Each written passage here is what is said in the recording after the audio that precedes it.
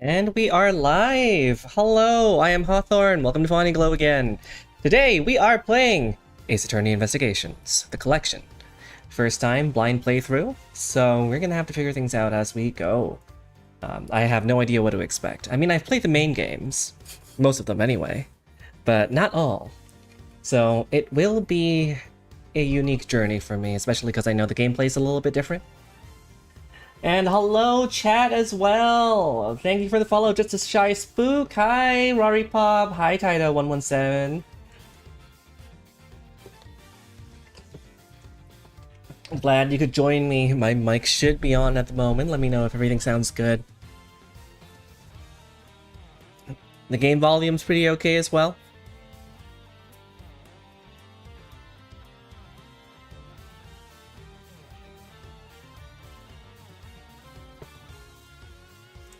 Aw, you sure know what to say.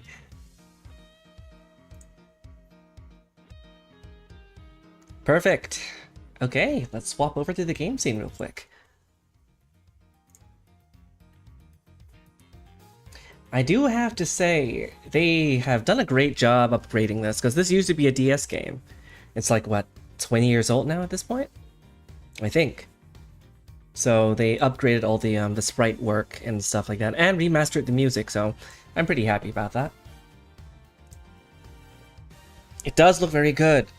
For a DS game, they really overhauled it, but I guess it's all a part of the UI, so not necessarily the most related, I suppose.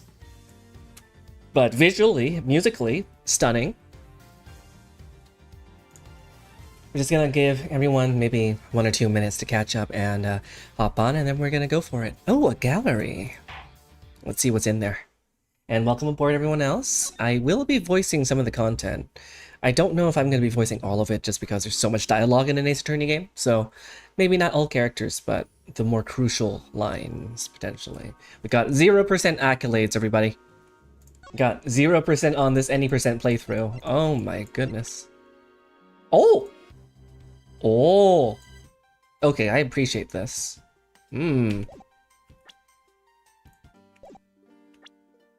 This is nice. I do have to voice the objections. It's just nothing else, just object. Just yell out objection every time.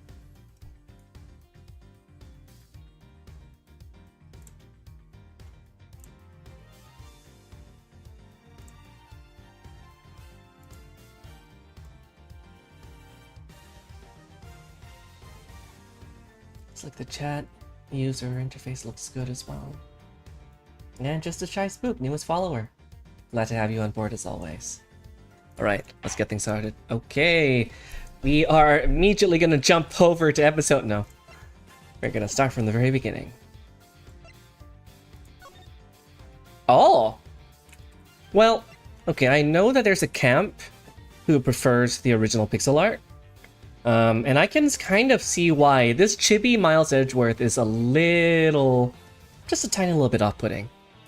But at the same time, I don't have the sentimental value behind the pixel art. KKOK? What am I looking at, Rari Pop?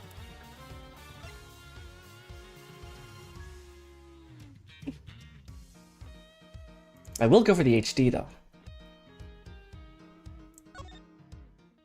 You have no sentiments for the pixels. I don't think they'll miss me anyway. Episode 1, Turnabout Visitor. It is really nice. But at the same time... I can swap later on. To make sure the defendant is found guilty. What other... Oh, shit. That's the job of a prosecutor, after all. That may be true, but why? Why go this far?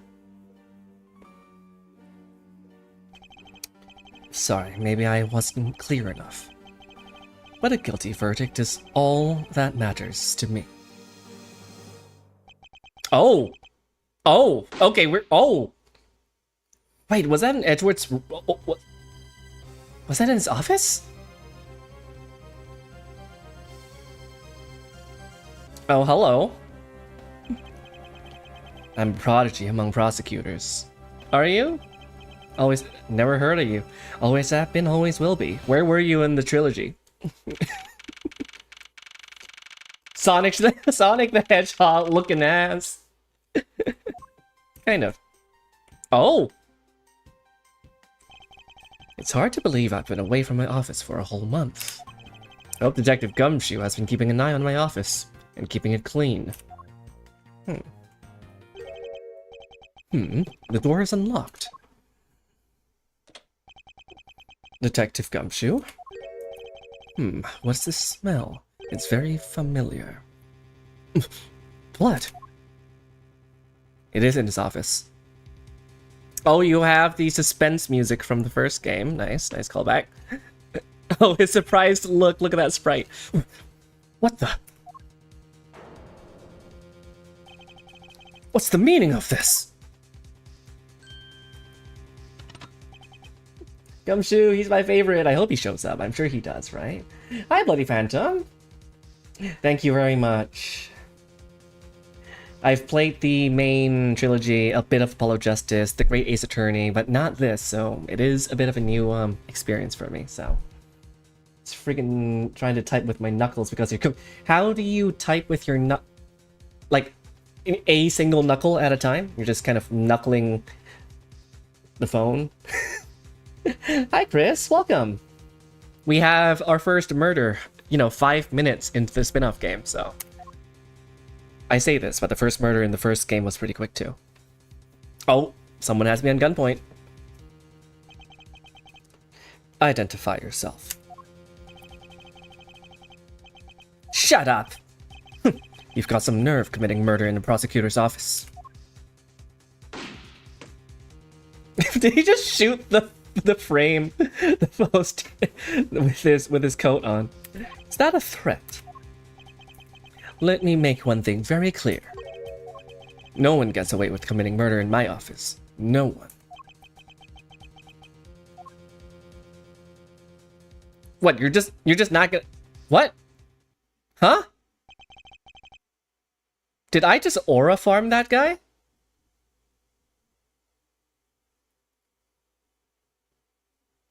Hi, some guy.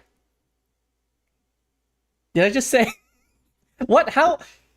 In what situation does that actually intimidate someone? That's basically saying, hey, if you kill me, you'll go to jail.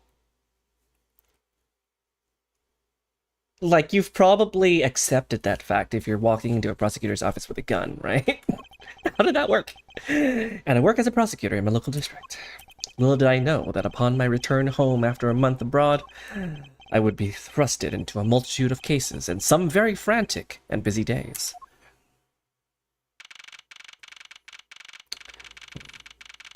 Oh, we have the statue shield over there. We have Steel Samurai reference. Nice. Finish photography there, body, sir. Okay, very well. Please continue your investigation. Well, the sprite's kind of cute, though. Oh, Gumshoe! What does Gumshoe even sound like? I don't want to do him injustice. I want to do him right. Roddy Pop, that's not his name. Just a should I call you Spook? Should I call you Spook? What kind of voice do you imagine when you think of Gumshoe? I can't promise I could do it, but I mean, we gotta give him a voice at some point. He's big enough. Mr. Edgeworth, sir. That might be too much of a himbo. Oh, gotta drop it soft. I'll figure it out. Patrick, stop! Are you okay, sir? Is mayonnaise an instrument? Keep it down, detective. This is a crime scene. When I heard that Boston accent, when I heard that a murder has taken place, I ran up here straight away. I'm walking here. This is Dick Gumshoe. He is a detective with the local precinct. Detective Dick Umshoe, and the one they assigned to handle this murder case for the time being. You're looking a little pale, sir. Are you hurt? No, I'm perfectly fine. However... Look what they did to your office! It's totally trashed! I'll say, the culprit sullied my floor with dirt rather well. Are you sure it's only dirt? Did he perfectly cup all the blood in his hand? No one gets away with tracking mud into my office. Whoa, sounds like you're getting really burned up over this whole thing. This crime was committed in my office, so it is my responsibility to solve it. He's a detective, my butt buddy. I mean, what? Oh, that's just like you, Mr. Edgeworth. Okay, time to do some investigating. Agreed. Our first course of action is to gather relevant facts and leads. We must not overlook anything, no matter how small, if we are to find the truth. So I'll keep any leads or information we find etched in the forefront of my mind. Speaking of things that pique my curiosity, why of all places did the murder occur in my office? And why did someone come in with a gun pointing at me and just chicken out of there? I get the nagging feeling that this is something important to keep in mind. No way, is that true? I'm not gonna fact check you right now, Pop, but the character designer... Is the character designer a yaoi artist? No shot. I mean, I believe you. I see it. Ace Attorney characters have always been chef's kiss. So, yeah, I was wondering about that myself, sir. I mean, you can't really say it's just a coincidence, can you? No, not really. Especially because of this. The key to your office. Oh, what do you mean, sir? If you think about it carefully and use logic, dummy, it should become clear to you. Logic? Gumshoe is going, logic? What's logic? Is logic an instrument? By finding the connection between the two pieces of information and connecting them, new information is born. That is the end result of using logic. So, how do you use it? First, I recall the information we've gathered with Q. It's always so out of place. I know they're not actually saying this, but like the meta aspect of this is always going to be funny in any Ace Attorney game. And then I connect them together with T. Now to use Q and recall the facts. Oh. Is it really coincidence that the murder... Is that grammatically correct? Is it really a coincidence? I don't know. That the murder took place in my office. Okay. And then we put the office key together, so... Oh, there's a life bar. For security reasons, all prosecutors' doors are outfitted with locks, which means it would have been hard for the murderer and the victim to get in here. Ergo, it is impossible to dismiss the location of this crime as mere coincidence. Yes, that's exactly what I was thinking, sir. There must be a reason why someone infiltrated my room. What was the killer after? Hello, baby girl 22786. Welcome. You're really on the ball today, Mr. Edgeworth. That's some beautiful logic, sir.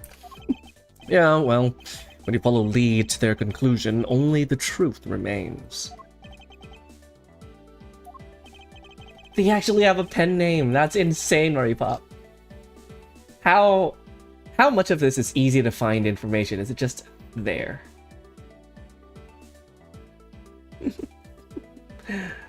Oh, your shift was quiet so it ended early? Welcome, Taito. You're such a sim for Edgelord. He really is. If the information doesn't line up I gotta bring out my lawyer mode. If the information doesn't line up properly, I may stray far from the truth as well. But if I think carefully before piecing leads together... Piercing.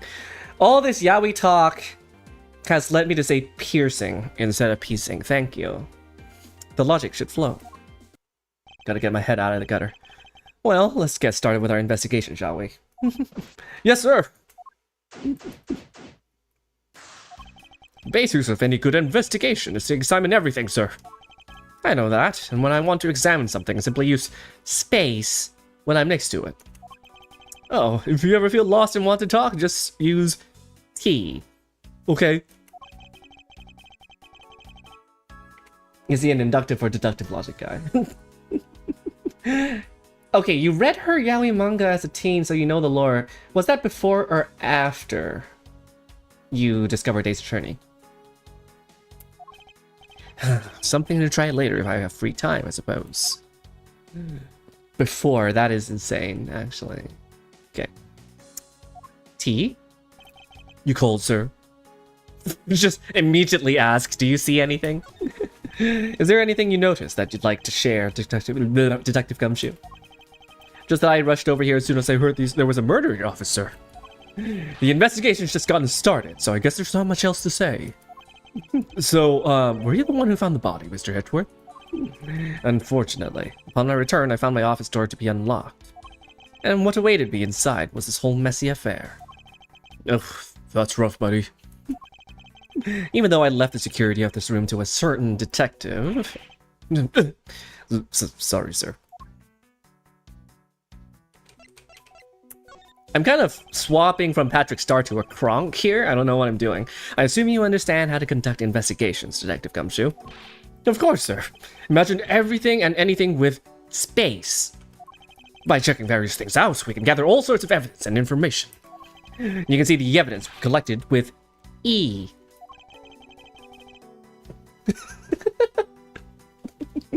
I'm using Q.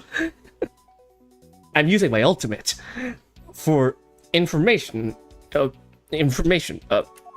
information that leads, it's Q. That's it. Great job, sir. Deductive reasonable is the way to go. Deductive reasonable?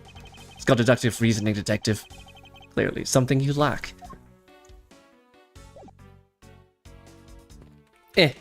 Gun. What have we here? Could this perhaps be the murder weapon? If so, it would mean that the killer made their escape after disposing of the gun here. I think I've seen one of these before. Oh, it's Gumshoe. I think I've seen one of these before.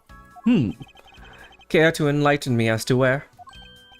Oh, I know. I was issued the exact same model. I think. Yeah, detective. I don't really like guns all that much. I mean, they're really dangerous. But now that I think about it, you do see this model around the precinct a lot, sir.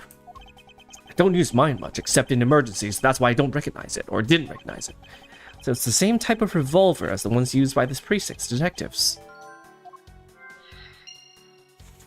Hi, Hawks!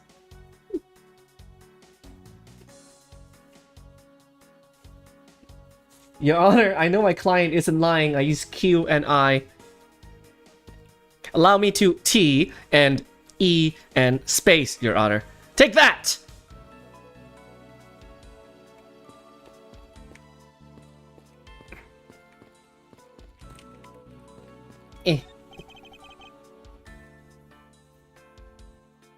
Multiple hawks?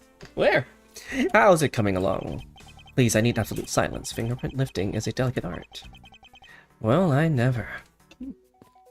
Oh, you can't interact with these? Come on! Nice references and callbacks. Watch out for the teacup fragments there, sir. That killer's going to pay. This tea set.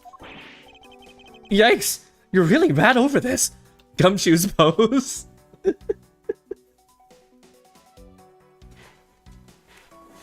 Gumshoe's pose. Oh. This tea set is very dear to my heart and can only be bought in England. Costs more than your whole month's paycheck. What? Now I feel like the killer's wasted one of my monthly paychecks. We finished photographing the body, so it should be alright to examine this area. I won't rest until I've inspected every suspicious-looking nook and cranny.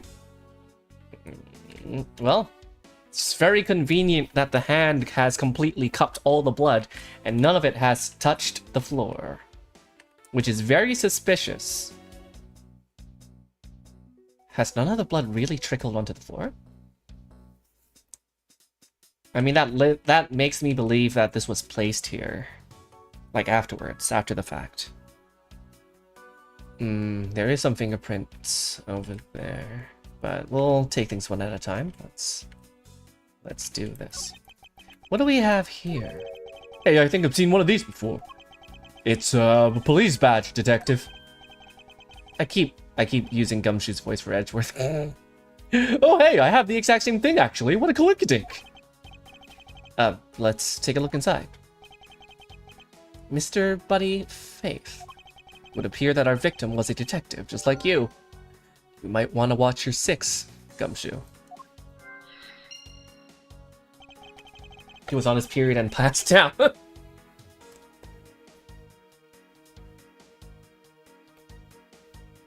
Cobra, hello! Typical period activities. Now just calmly use some logic and figure out if any of them are connected to each other. Okay, well...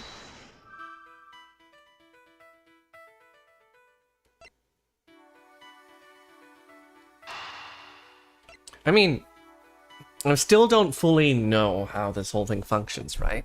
But there seems to be a connection here. The murder victim was a detective, and the revolver was from a detective. I mean, I'm pretty sure we would rule out suicide because of what we've seen in the prologue, but is there something worth connecting here? The revolver, the standard model used by detectives. Could it have belonged to our recently departed? Detective Gumshoe, could you please thoroughly check the victim's body one more time? Yes, sir. Excuse me, pal. Let's see. What have we got here? Mr. Edgeworth, sir, this guy's wearing a gun holster. So it appears that our killer somehow managed to take the victim's gun from him. Yeah, okay. Just use his gun. Got a tummy ache. Are you going to be okay with keeping track of the evidence we find, sir? Of course. This is the safest way I know to keep track of it all. Alright, if you say so. I log any and all evidence I find in my organizer. When I want to re-examine a piece, I have but to press E to open my organizer. But the organizer isn't only for evidence. I keep people's profiles on hand in it too. It's probably a good idea to make a habit of checking the facts often.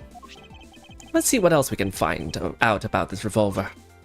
It's probably a serial number. As I always say, you gotta look really carefully at each piece of evidence.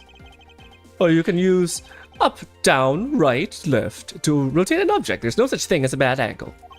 Use Q and E to zoom in and out to get at the nitty-gritty. Horms is telling us to play Umamusume. How many are in the chamber? Looks like only one round was fired from this. Wow, so the killer killed the Vic with just one shot after wrestling the gun from him. Sounds like a guy who knew how to handle a gun, huh, Mr. Edgeworth? We have no proof for now, but that is a distinct possibility.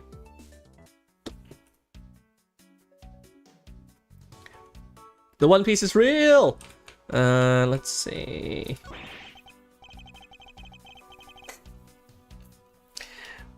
I don't believe it! I packed one of those files on the shelf so tight that not even an earthquake could make them fall off, but just look at them! At this rate, the rest of the files won't be able to withstand an earthquake at all!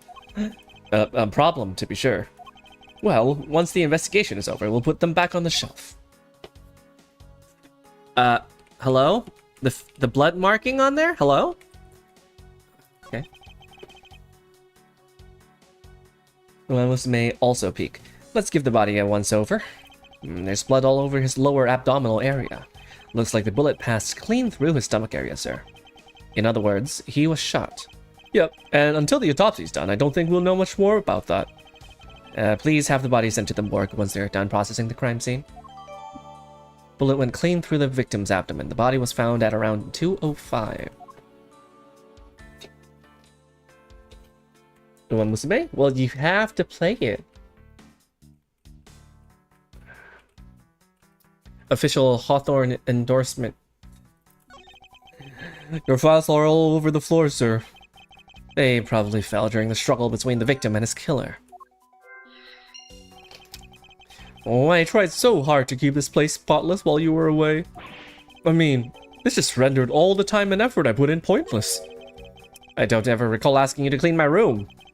Well, I water the flowers every day, just like you requested, sir. I just added cleaning to the list as a weekend special.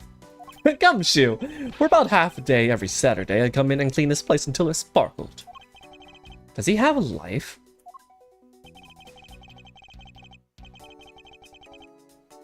Don't you talk about your own boy toy like that, Edgeworth. I guess this is about all we're going to find out. We should send the body to... Oh, hello? Why? Oh, why? How could this happen to a guy like you? Are you alright? Don't touch me. Leave me alone. Just let me be. Sorry, but I can't do that. The investigation is still ongoing, so please refrain from touching the body. The body? The body? Don't talk about him like he's just some lump of flesh. Look at him.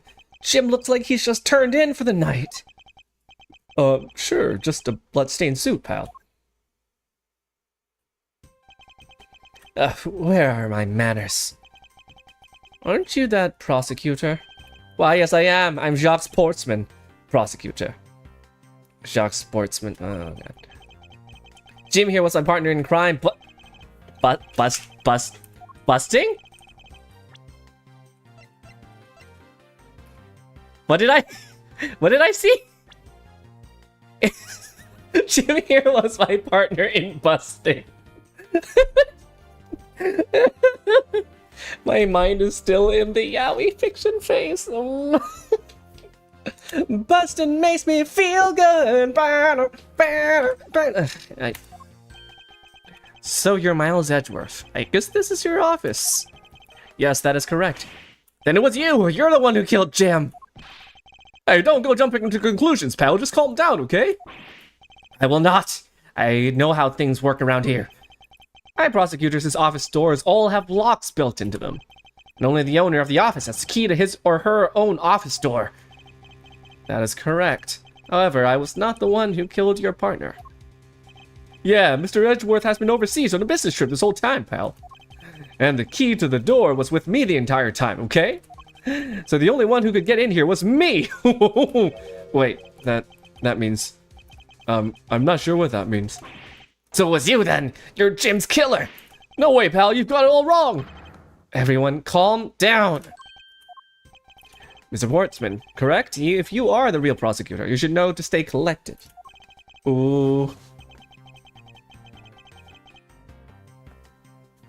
The investigation has only just begun. Isn't it too early to be drawing conclusions? It does give Yu-Gi-Oh! Hair vibes. The amount of hair products. Oh, Golshi. That is her. You're right, my mistake. I tend to get a little too hot-headed sometimes. You sure are one cool customer, though, Mr. Edgeworth. I've heard all the rumors about you. You're the great genius prosecutor. You're something of a legend, you know? Anyway, let's call it a truce and work together, okay? Now, how about a handshake to seal the deal?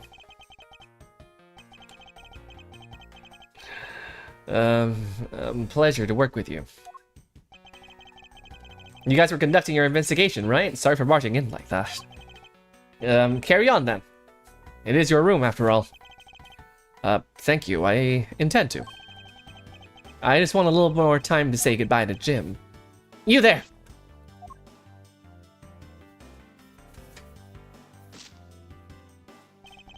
I want you to capture the scene on film for me. My final farewell to my partner, Jim. Wait, you're filming this?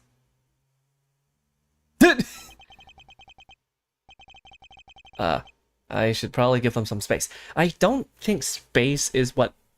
I don't think that matters when you're trying to capture this. Like, I think the authenticity gets thrown out the window. Well, Mr. Portsman, a word, if I may. Jim, I swear I'll find your killer and bring them to justice. You wait and see. It'll be for the both of us. Now then, you wanted to talk to me about something? No, that's alright. I feel like I'm interrupting their conversation. Not my chess table.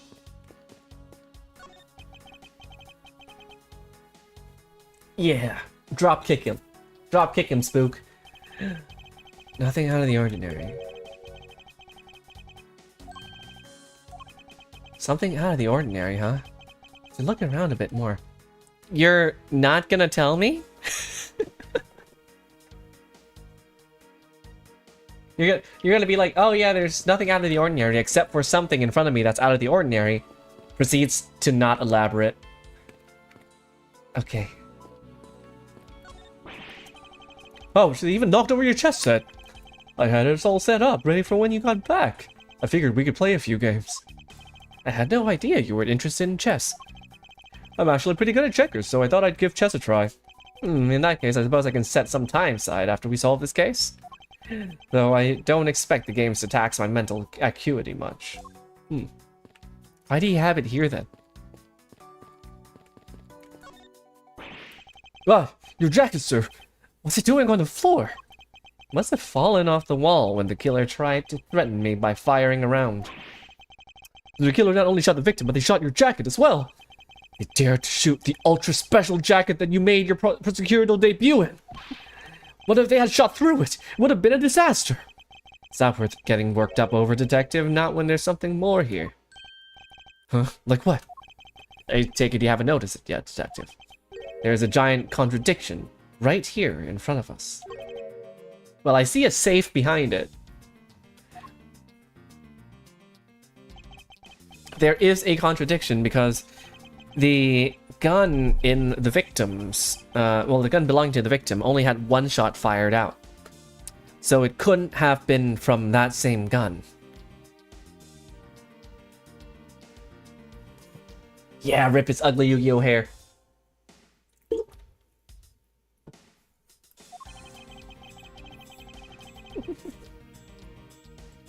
But I have my own methods and I will conduct this investigation my way.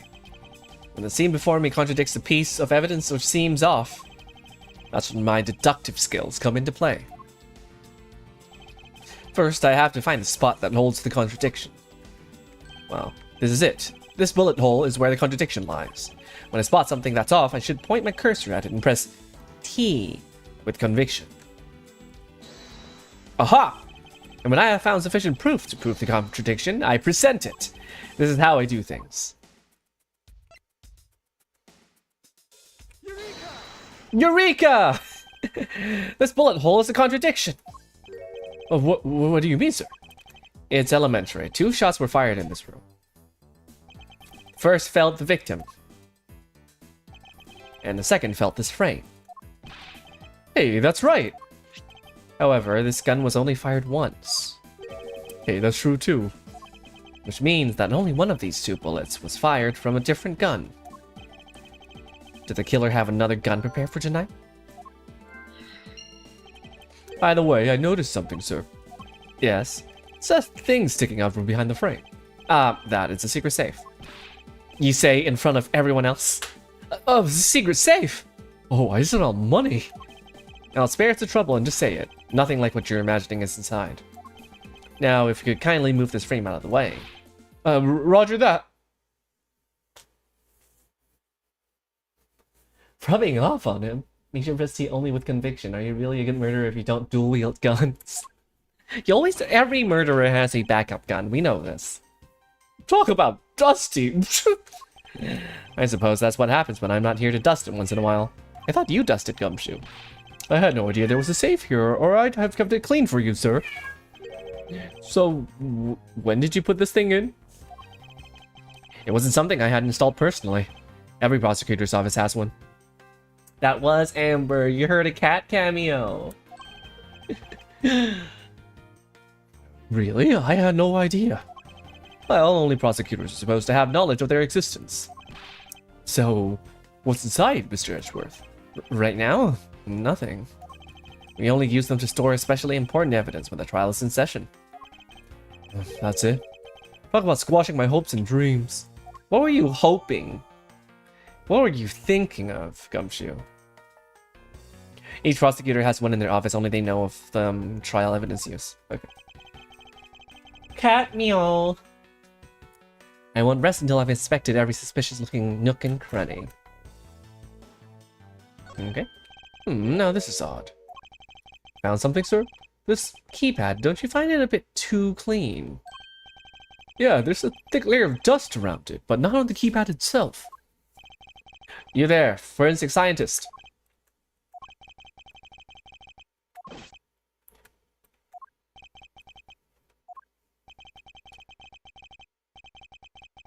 It was wiped down well. But this was tampered with, so...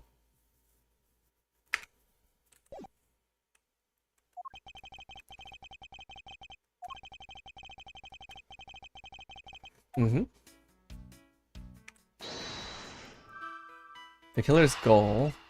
Wiped fingerprints.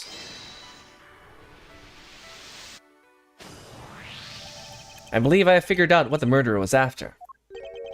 Well, what is it, sir?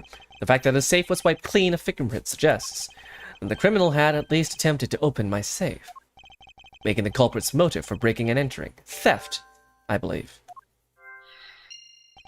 I wonder if knowing what the motive behind this break-in was theft changes what the other piece of information can tell. Changes what the other piece of information can tell me about this crime. Weird structure of a sentence. Okay. I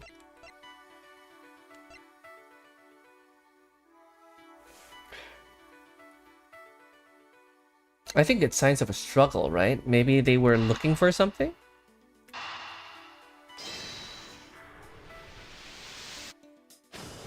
Taco Bell, real. There's a possibility that the files splayed on the floor are not the result of a struggle between the victim and his killer. Oh, you mean like it could be from when the killer tried to find something, sir? Precisely. We need to figure out if any of the files have been stolen. Yes, sir, I'm gonna shelve files like you've never seen before, even at a library. Sure. Let's give that a try.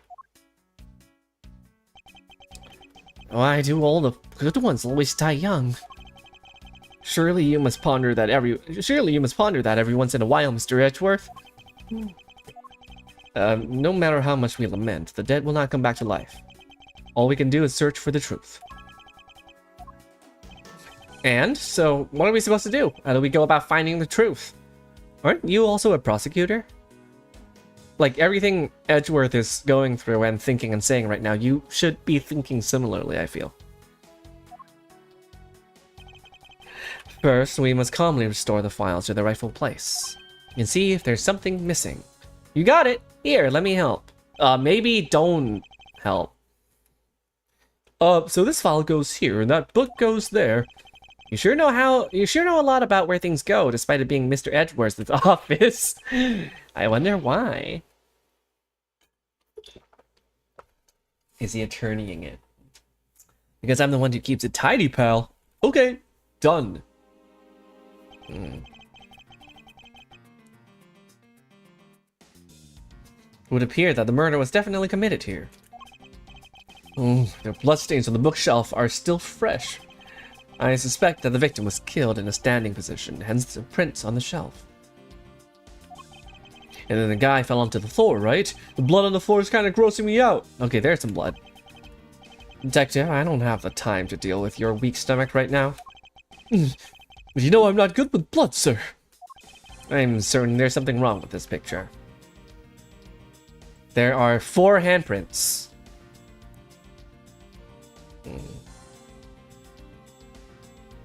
And they're all facing outwards. I mean, there's a possibility that he was standing with his back against the shelf. He was propping himself up against the railing there, got shot, fell over, sat on his ass, and continued to prop his hands on the floor.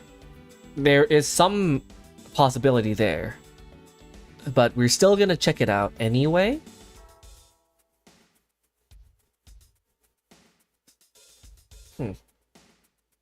Anything interesting you see, chat?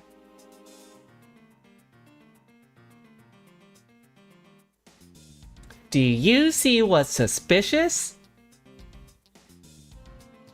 Very good! Well, we've established he's on a period.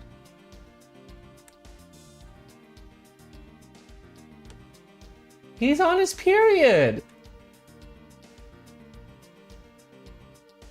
It's okay, we don't judge. Okay. The victim's handprints. He must have tried to support himself with his hands here after being shot. There are prints on the floor, too. Those must have been made when, unable to stay standing, he dropped to the floor. And that's what I assumed. A, B, C, D, E, F, G, H, A, B, C, D, E, F, G, H, 3 P's, A, B, C, A, B, C, D, E. Okay, let's look at the pool of blood. It appears that the victim was in sitting position here after being shot. Dead guy is kind of sus.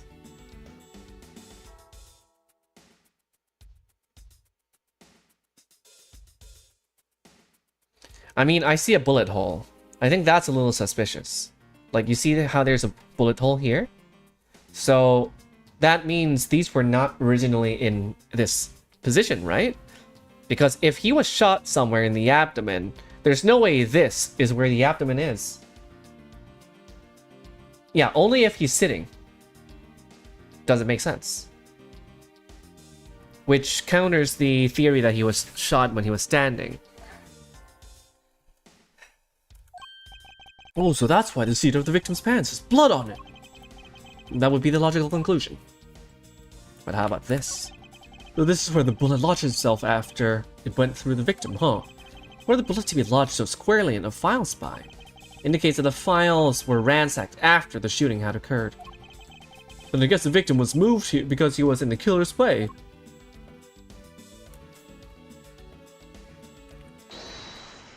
Are we able to put anything up? No. This still doesn't sound... If he was shot again after he fell as well, let's look at our information. If it indicates he's only been shot once, yeah.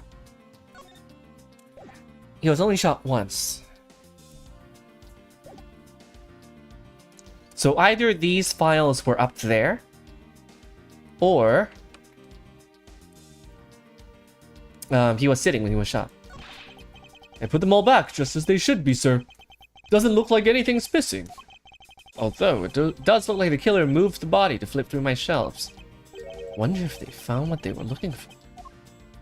That's all you told? That's all you're telling me? Oh, man.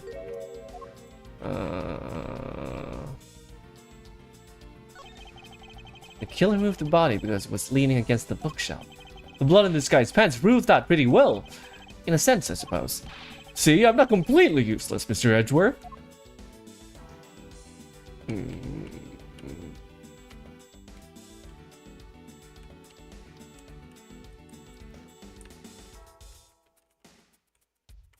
Oh my god, he's doing the Italian pose. Finger.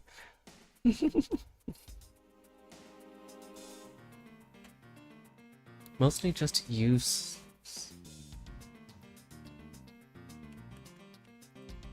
There has to be something more. I mean, they let us deduce already, so I guess. Is this spot... Oh, oops. Nope. This, though. This is an issue.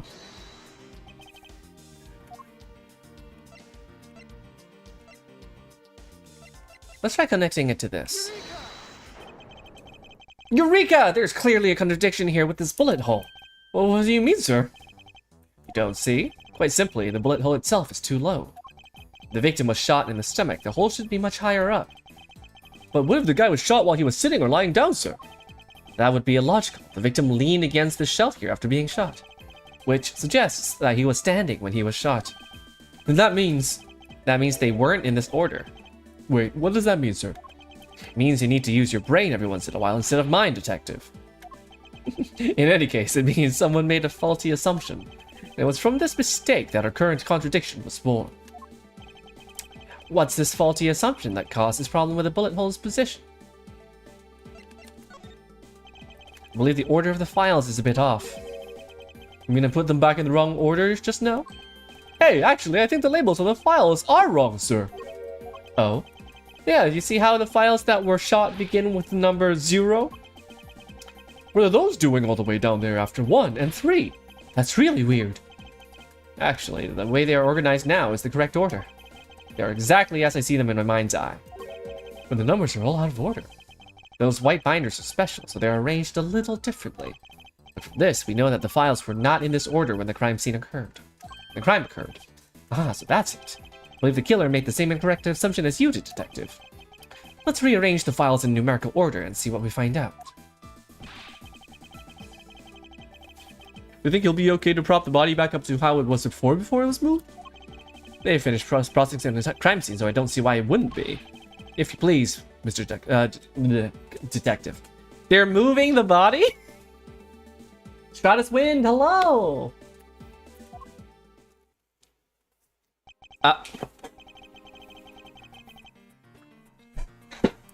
As I suspected, the bullet hole is now where it should logically be. The killer went through my files first, before shooting Mr. Faith. And then put the files back in numerical order, I guess. Exactly. And then proceeded to shoot the victim. But why would someone kill a man and then look through your files one more time? Puzzling indeed. The files were thrown into disarray twice. Once before and once after the crime. But why? Now the crime scene is as it was at the time of the murder. Time to give it another look.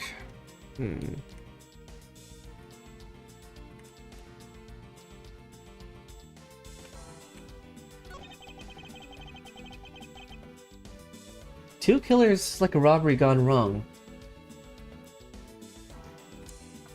Honestly, I think there is a possibility. Especially because the person who threatened me was most likely firing from a different gun. Or that gun belonged to the... No, that makes no sense. Either way, there could be two people at play here, yeah. There must be some reason as to why the victim's body was moved. But there's no time to ponder that now. Let us continue on with our investigation, Detective. Roger that, sir. I'm raring to go. Okay, let's look at the hole again. As I suspected, the bullet hole is now where it should logically be. And we figured out that the killer went through your bookshelf twice. Indeed, there are many things the killer did that don't make sense. But to figure out whys, we need more information. These handprints belong to the victim, right? They make sense with the body position. Yes, he must have left them when he was trying to support himself after he was shot. However, the final position of the body shows that it was moved. We need to go over this crime scene with a fine-tooth comb one more time.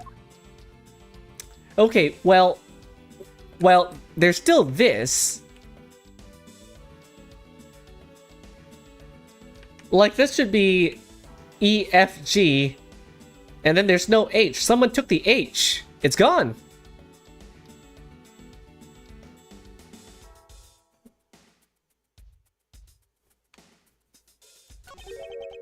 Like killing. This. What is that? Why does it say gumshoe on there in blood? I'd say that's some incredibly incriminating evidence. Yes, indicative of criminal activity, indeed. No, wait! There's gotta be some mistake! Mr. Edgeworth, sir, help me! Say something, sir! It appears that one of my files was stolen. Hi, Vico!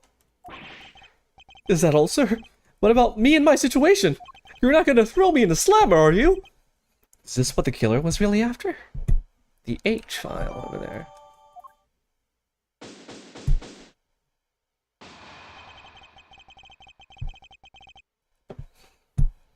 Honestly, that's kind of curious, though.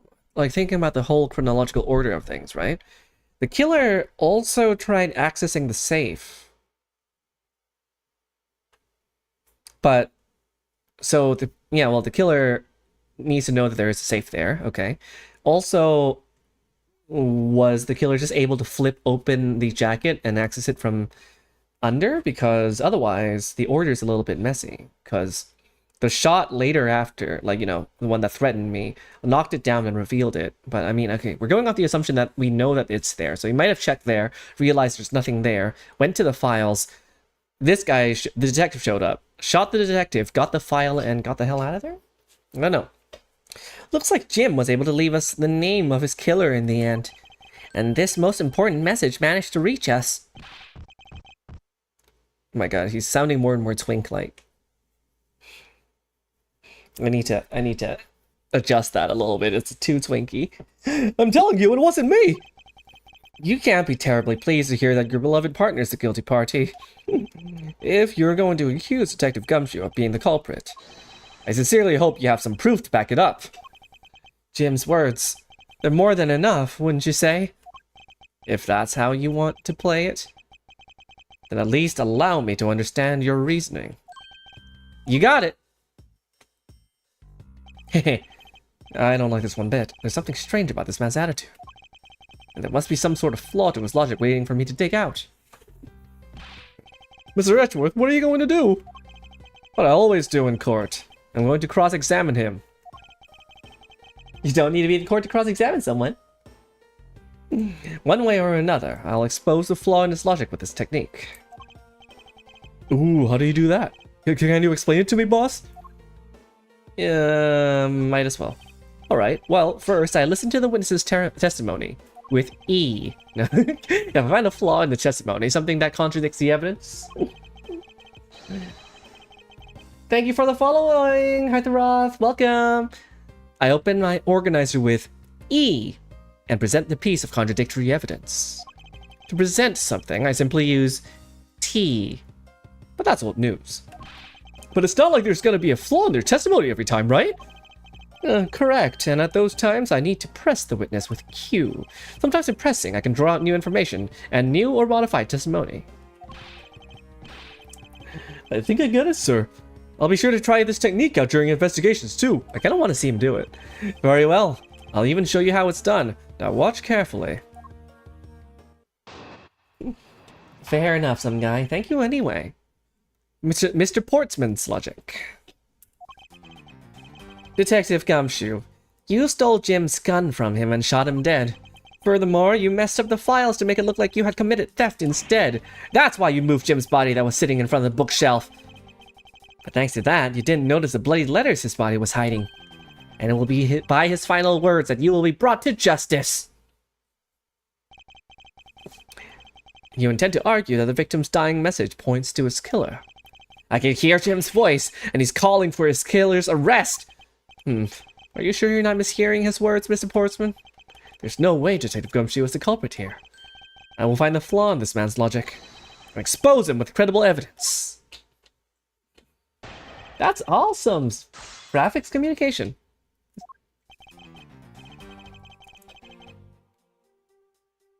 Press.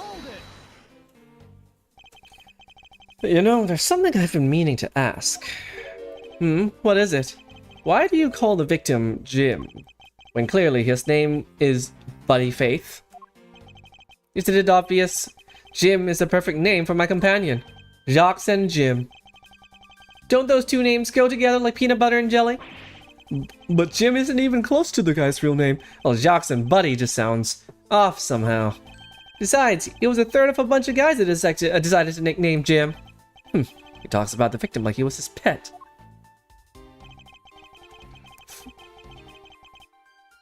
We just press everything, right? Typical Ace Attorney faction. Do you really think it was necessary to dishevel my shelves twice to do that?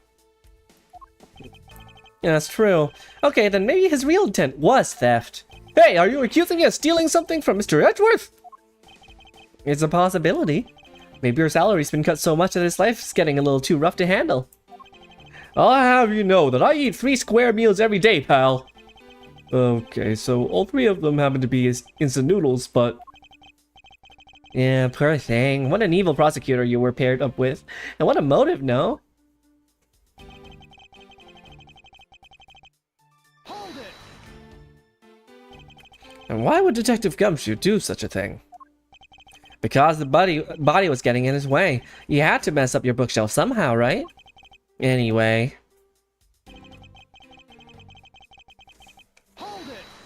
Mad sodium levels are through the roof. Why do you think that the killer didn't notice the bloody letters? The body was covering it quite well, wouldn't you say? That's how he missed it. But judging by what I've seen, it doesn't take much for a detective to miss something. Who do you think you are? You know nothing about me, pal. There's a lot a person can understand about another from first impressions alone. I can't say I disagree with him on that point. But why don't you say something, sir? No, not you too, Mr. Edgeworth! Despite his lack of attention to detail, I don't believe the detective to be the culprit. Nobody could have overlooked the bloody letters, and I can prove it with evidence. Couldn't ask for a better setup. But the game-finishing spike.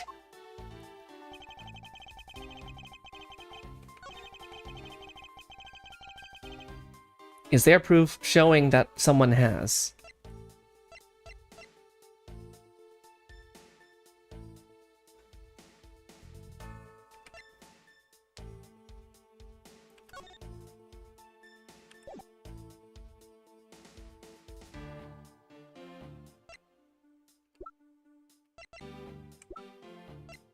Cup noodles are in fact fire. I didn't notice the bloody letters his body was hiding.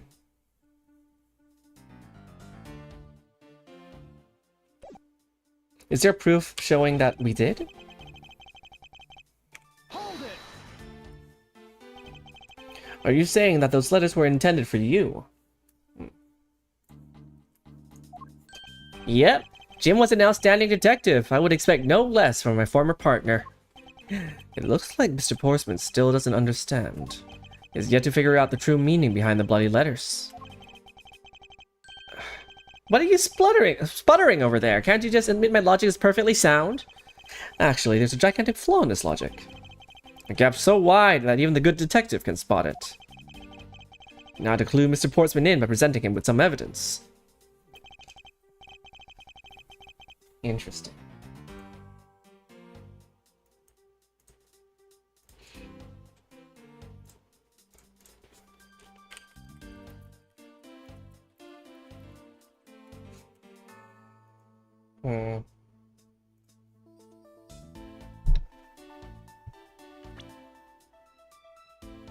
As wide as Edgeworth's butthole.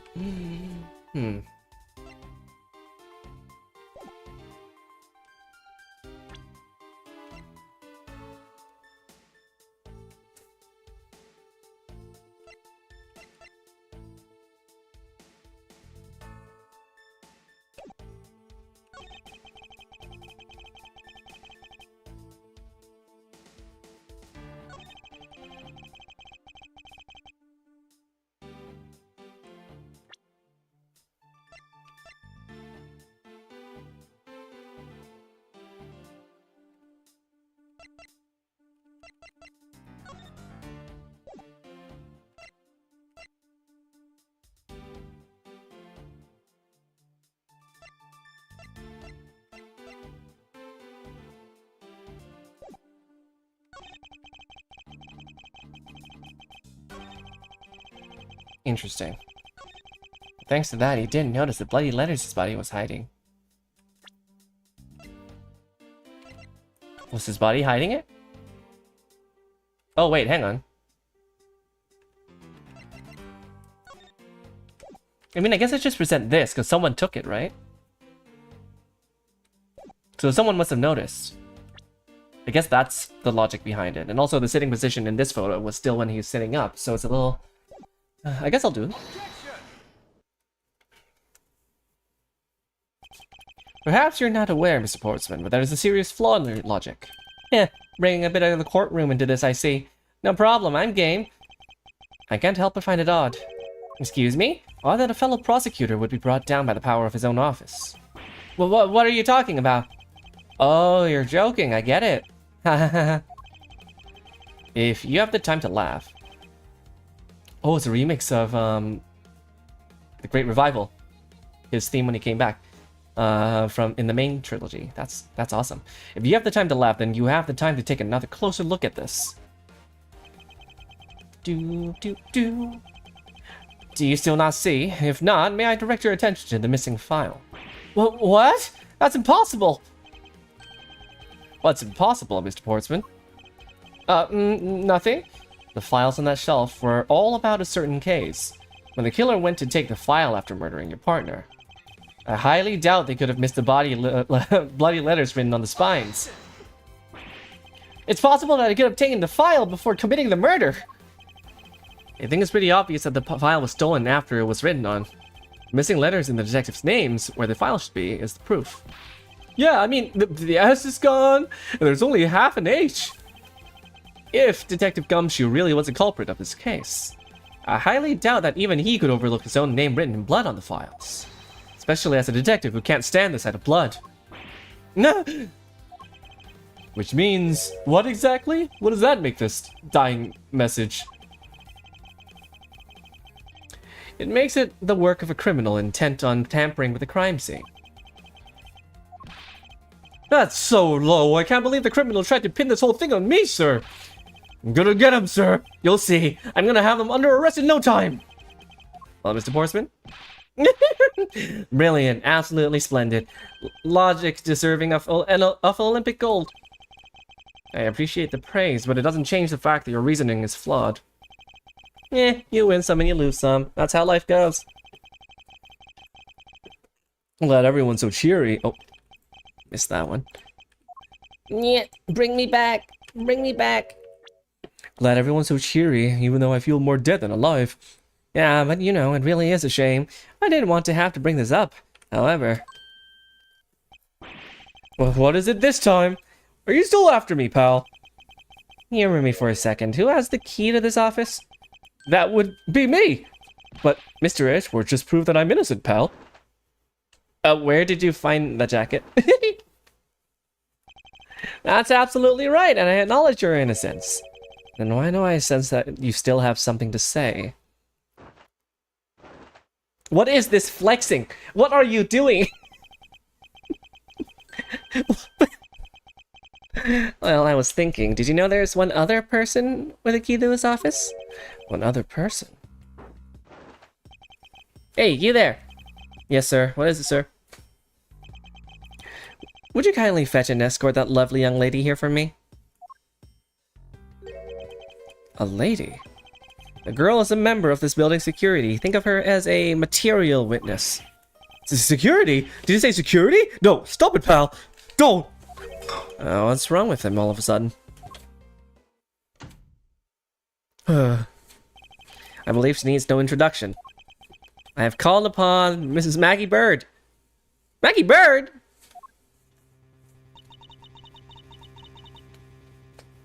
A familiar face. And also with a blue Badger shirt. Why? Detective Gumshoe, sir? Here we go again! Yes, Taito, we're doing this again! Maggie! Miss Bird is the security guard on watch tonight. I see. And your point is? My point is that she could very well have used it. And by it, I mean the master key, which can open all the office doors in the building. What? If you're not the guilty party, Detective Gumshoe, then the only other person with access to this room is Miss Bird. How dare you! I would never sneak into someone's room! That's right, I refuse to believe that Maggie's the culprit, pal! It was me! That's right, I did it! Can we take that as a confession, Detective? Well, it wasn't really me, but it definitely wasn't Maggie, pal. So, yeah, it was me. If it was, you had no problems with that, right? Oh, you're just willing to take the bullet? Gumshoe!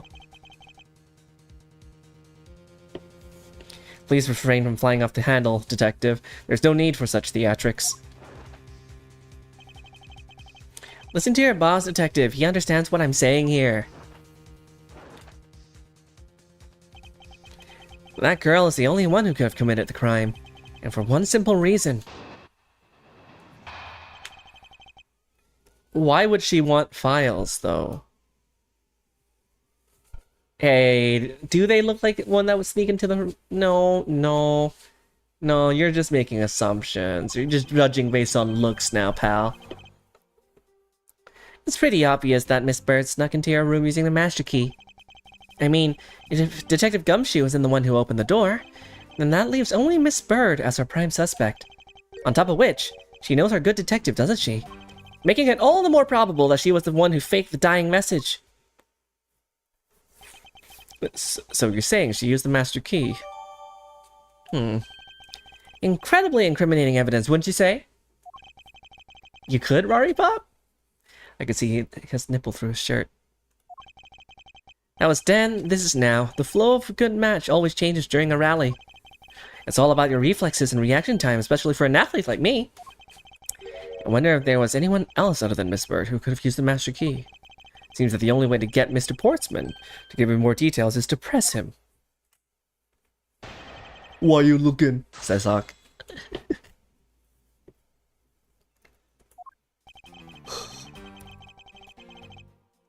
Hold it! Are you sure Miss Bird is the only member of security who could have used the Master Key?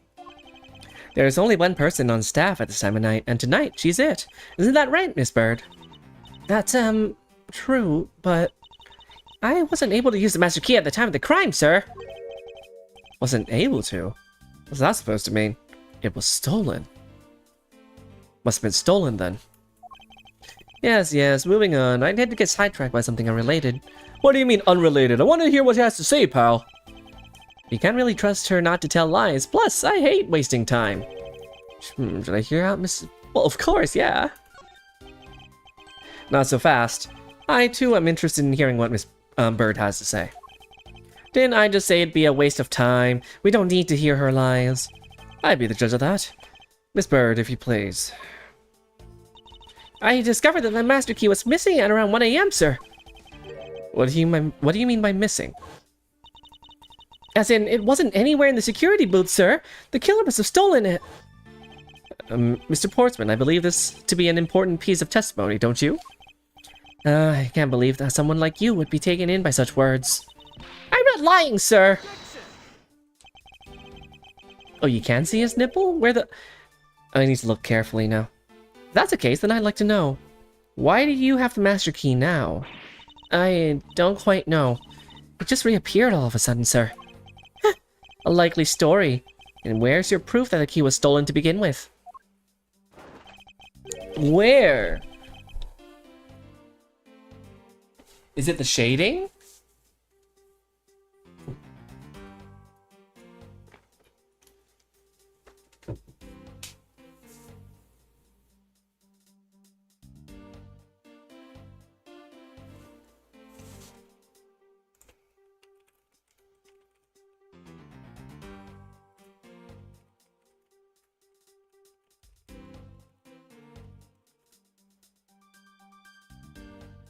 When he's holding it open. Wrong pose. I never lose things. I can practically guarantee that. With me, if something disappears, it's usually because someone stole it. Yeah, pal. Trust me, you don't want to test just how bad her luck is. Unfortunately, I can't deem this piece of testimony as conclusive. Glad you agree, Mr. Edgeworth. But... We still haven't established Maggie's motive for breaking into Mr. Edgeworth's office. Her motive? Didn't we already establish that? It was theft. I don't see... I don't see it, but... It's like shading. I can see the outline of his abs, but... Uh-oh! Got raided! Hello! Welcome aboard! We are currently playing Ace Attorney Investigations for the first time. Thank you for the raid as well. It's the first time I've been raided. I would have an alarm sound effect if I knew it was gonna happen, but I wasn't prepared for this. Hello, thank you. Oh my goodness, how many? Oh my gosh. Hello, welcome aboard. I mean, the culprit clearly went through the bookshelves and at least tried the. Can you stop flapping your jacket, dude? Hello there. Hey, Rosehorse. Welcome. Can you stop flap? I'm moving on. It is as Mr. Portsman says, Detective. You can't ignore the fact that all the evidence points towards a motive of theft. Oh, welcome! Are you far in the game? I love the Lucario in your name. Was and still is my favorite. Portsman is a bird, didn't you know? You're in the second episode, so a little bit ahead. Yeah, I kind of played things out of order. I was playing Great Ace Attorney, and then I swapped this, so... But I'm done taking blows. It's time to counterattack with a few facts of my own. Her intent? From the messed up shelf to the wiped down safe, I'd say thievery. I mean, we'll just press it. Ace Attorney fashion, let's go! Oh, you're also playing Great Ace. How far are you?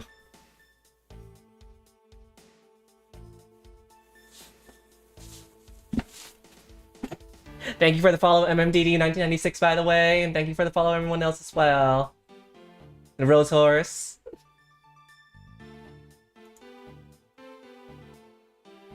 She's been almost done for 4 years now.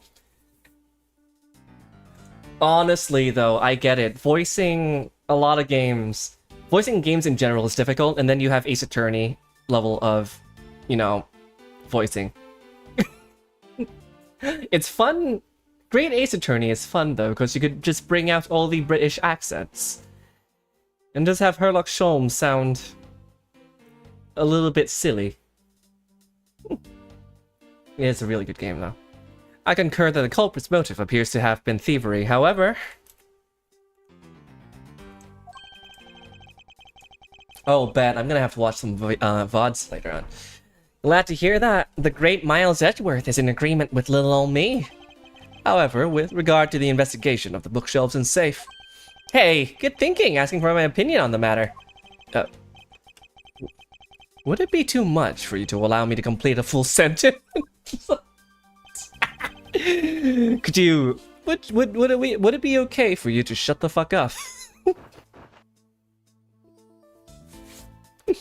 I mean, if Detective Gumshoe isn't the one who opened the door. I mean... I thought we had established Detective Gumshoe's innocence pretty thoroughly. It was just a theory, one hypothesis among many possibilities. I mean, I had my doubts about Miss Bird from the very beginning. If that's the case, why didn't you mention her first? You did frame Gumshoe first, my guy. Thank you, Galmon and Lucario. Who... Oh, here's a question for you. Which Ace Attorney character do you have the most fun voicing? There's a bump on his left pec. You're seeing every pixel, aren't you? Now, don't make that face. See, there goes the truth, running the other way.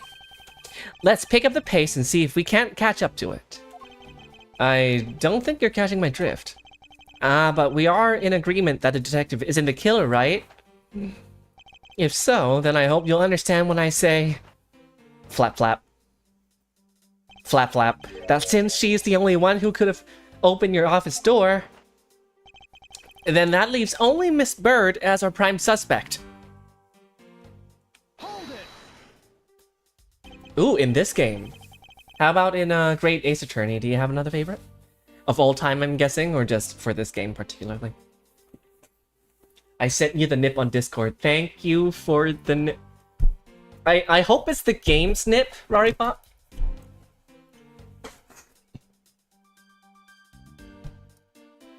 I hope it's Sportsman's nip. Don't you think it's a little bit early to be jumping into conclusions? Are you saying there's another way to open the door other than with the master key? Oh, I get it. Perhaps you had a spare made for someone else. I'll have you know, I've never made a spare, so what are you insinuating? Nothing. Guess I should have known better than to suggest someone like you would. On top of which, she knows our good detective, doesn't she? Dude, does she? This is a very long statement. Is there anyone in this district who hasn't at least heard of Detective Gumshoe? Good point. He's practically a celebrity among us prosecutors. Really? Well, I never knew I was so talked about, sir. We're holding our collective breath, you know. For when you screw up so badly that you're literally chased off the force. Wait, what? Is that true, Mr. Edgeworth? Of course not. That's hogwash. Oh, don't scare me like that. I almost had a heart attack there.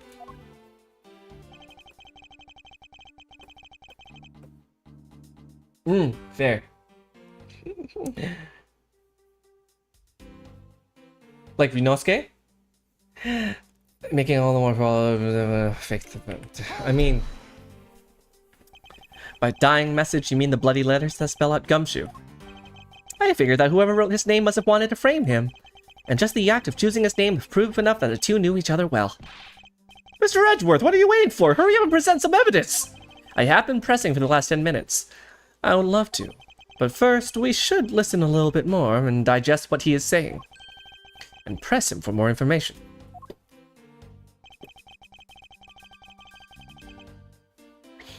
It's pretty obvious that Miss Bird snuck into your room using the master key. Okay, that's all of it. Okay. Her intent? From the mess up shelves to the wipe down safe? I say thievery. I mean, there's nothing that sus about that yet. I mean, if Detective Gumshoe wasn't the one who opened the door, then at least only Mr. Bird as a prime suspect.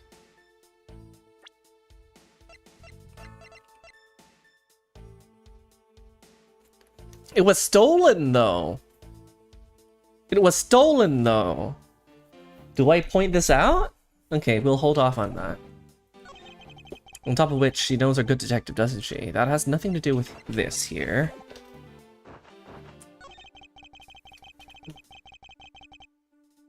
Thank you so much for the raid. Nice meeting you, Rose. Have a good evening. Your Turn to Die? Gotta check out that game. What's it like? Making it all the more probable that she was the one who faked the dying message. How, though? Okay, you know I'm gonna present this one here. Because it was stolen, my guy. Mr. Portsman, there's a large flaw in your logic. Really? I think it holds up rather well, actually. What do you think is wrong with it? Yeah, nothing. Let's move on. Oops. Oops. This isn't like you at all, sir. Concentrate. That was careless of me. I can't afford to do that or the truth will slowly slip away. Remain calm, Miles. It is the only way. And that leaves only Miss Bird as our prime suspect. Can I present people? No.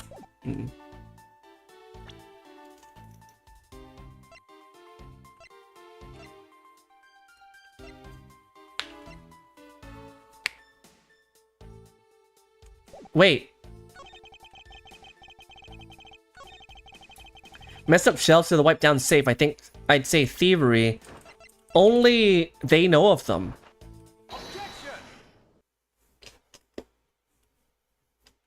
Security wouldn't know. Do you wish to continue insisting that Miss Bird was set on stealing something? Why not? It's the truth after all. It was also by your logic that we came to this whole thievery conclusion anyway. That may be, but you must also be aware of the fact that the safe is a secret safe. The existence of which is only privy to prosecutors. Ah! I find it a little hard to believe that a hidden safe was a part of her cunning plan. But she could have found it by accident when she was turning everything else upside down. I highly doubt that. I'd say that the culprit knew exactly what they were looking for. After all, only the bookshelf and the safe were targeted. Yeah, even I didn't know about the safe, pal. And that means there's no way Maggie could have known about it either. Then are you proposing that the killer is a prosecutor? Interesting conclusion. That's definitely looking more and more probable. What's wrong, prosecutor? Do you have a different suspect in mind now? Curses! Why? What made you? What's with the angry face all of a sudden? It's all my fault. What do you mean? It's Jim. He knew about the existence of the secret safes. What did you just say? We were partners, like inseparable conjoined twins. That's why I told him. I filled him in on the secret safes. And that means...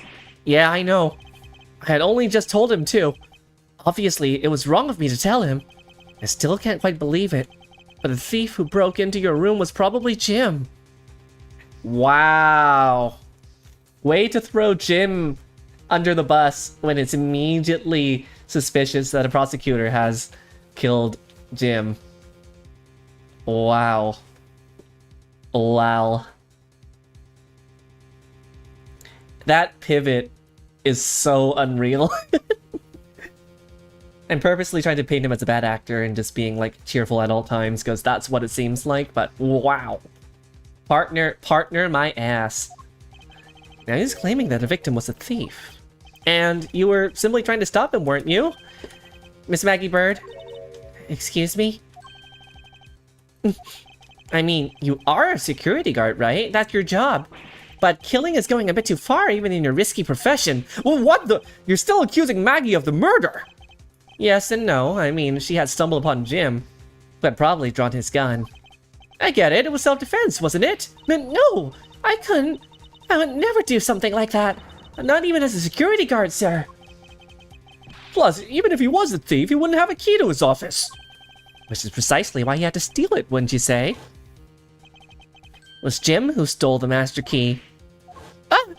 Pretty impossible for a supposedly stolen key to be here with us, unless you retrieved it from Jim after you killed him. Mr. Portsman, are you honestly accusing your own partner of being a thief? I don't want to admit it, but it's the only way for everything else to make sense. Has he no honor? Now then, I think we're done here. The investigation waits for no man. Would you be able to be so kind as to see yourselves out? What do you mean? This is my office. You can't kick us out. This is Mr. Edwards' office. But I'm the one who's been assigned to this case. You're all suspects to varying degrees and therefore ineligible to run this show. Excuse me? Oh, AI Somnium files? Yeah. Listen, pal, how many times do I have to say this? Maggie can't be the culprit. Detective Gumshoe, calm yourself. But sir, we have no choice but to accommodate his request. For now. Thank you, Mr. Edgeworth. At least one of you understands. Now then, if you could remove yourselves from my crime scene, I'd be most grateful. Mark my words, Mr. Portsman. We will meet again. If that's a formal request from the legendary prosecutor himself, then I suppose so. Now, don't disappoint me here. Oh my goodness. Is there even a courtroom, like, trial or a scene with investigations? Like, is it only going to be, like, overworld like this? Because I don't even know, having not played this game at all. Is there even going to be a trial?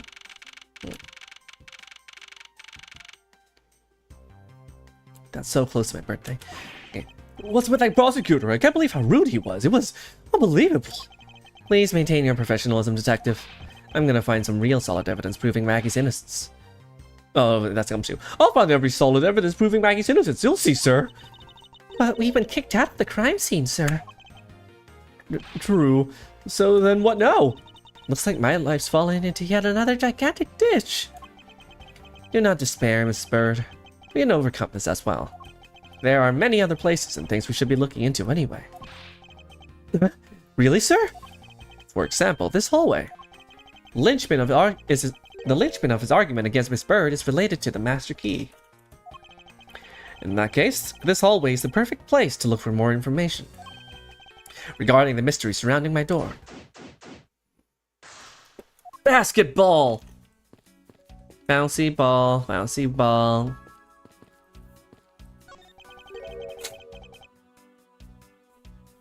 Come back tomorrow! We're playing that for broadcast for the first time as well. And then it's maybe Geoguessr with chat again on Friday. So, variety content. What is a basketball doing here? That's Mr. Portman's prized possession, sir. I heard he also plays soccer, dodgeball, and even tennis. And not a single one of those sports is suitable to be played in a hallway. I mean, there's a... What's a basketball hoop doing here? Hey, did this used to just be outside next to the building a long time ago? So when and why was it moved indoors? I don't remember exactly, but I saw one of the officers drag it up here recently. Is that Pain? Is that Pain?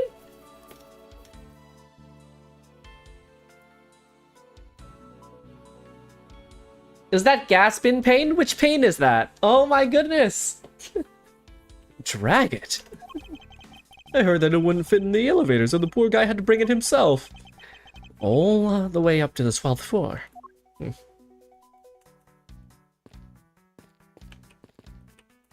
Winston Payne? It looks like you're in quite the pinch, Mr. Edgeworth. Do be sure. A murder within the walls of the prosecutor's office is no trifling matter. Must find, apprehend, and punish the killer accordingly post-haste. Sounds like a messy case you have on your hands. If you ever feel lost or need some advice, my door is always open. Oh, gracious. I will keep your offer in mind. Who is this guy again? Winston, maybe? I don't remember which paint that is. Is everything all right? Yes, sir, and if you must know, I weighed myself this morning and I found... What? Congratulations, but I was asking about this hallway in this room. Word of advice, stay focused or you may start to lose even more weight.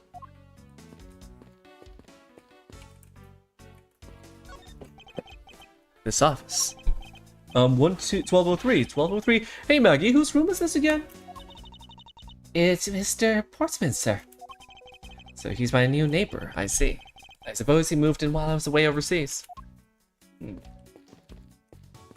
Extra sus. I won't rest until I've inspected every suspicious-looking nook and cranny. He said that like 3 times.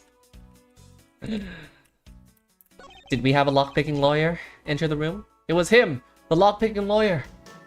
The real culprit all along. It only took him 0.5 seconds to open this.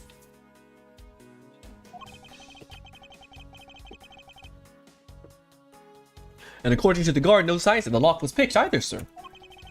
Meaning that the door really was opened with a key. Did you happen to ask if any prints were lifted from the doorknob? Apparently, the doorknob's clean as a whistle, wiped, they think. Whoever this thief is, they did a good job of not leaving any clues behind. Yeah, I shouldn't have used a master lock. Big mistake. These 4 numbers on the number plate alone proclaim this to be my office. Whoops, hey, these number plates slide right out, sir. You have to be able to take the plate off when a room becomes vacant, you know. Although the idea that it can be so easily removed is kind of... Minimalist yet classy door made of top quality wood. Sturdily made, making it near impossible to break in by force. It's also majestic, sir. I wish I could be as stately as this door. Only a gumshoe would praise a door as something greater than himself. Being a detective has its own rewards and a certain virtuous value, I think. If you live up to your full potential, that's a poignant trait that anyone can admire. I see. So you're saying, sir, that me being me is the best thing I can do for everyone. Yeah, right. That long pause wasn't exactly reassuring, sir.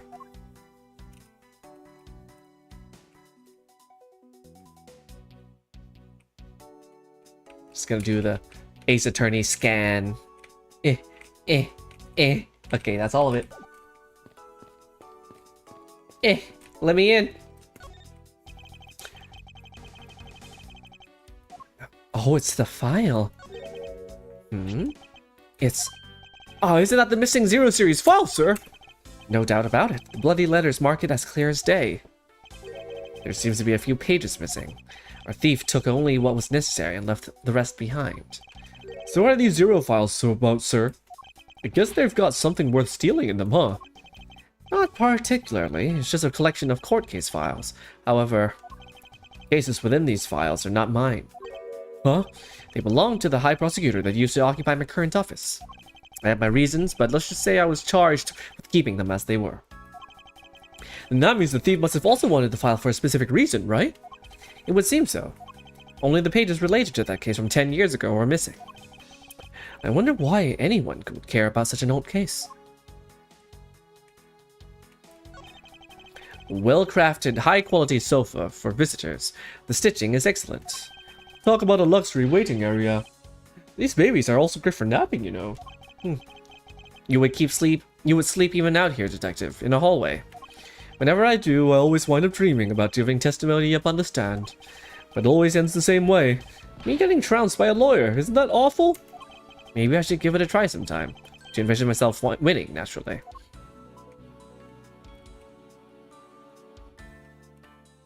I think that's it. Can I talk to you, Maggie? I was wondering if I may speak with you for a bit concerning this case. I've always been a big fan of the courtroom, but this is like a dream. Dream where I'm being cross-examined by the Miles Edgeworth. I can't let this chance pass me by. I must remember to ask her about the master key. I should jog her memory by showing my notes to her with tea.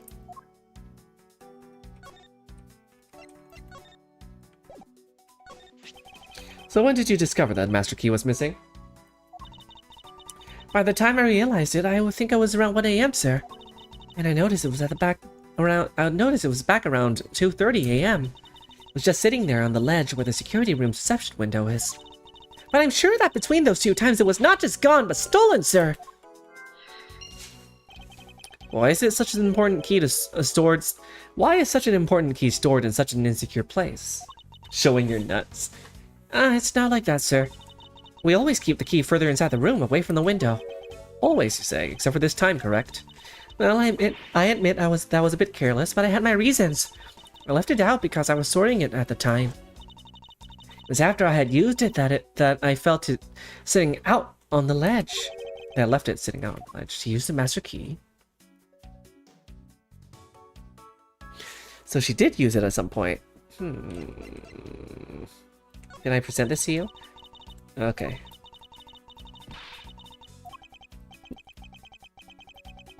It's like talking to another gumshoe.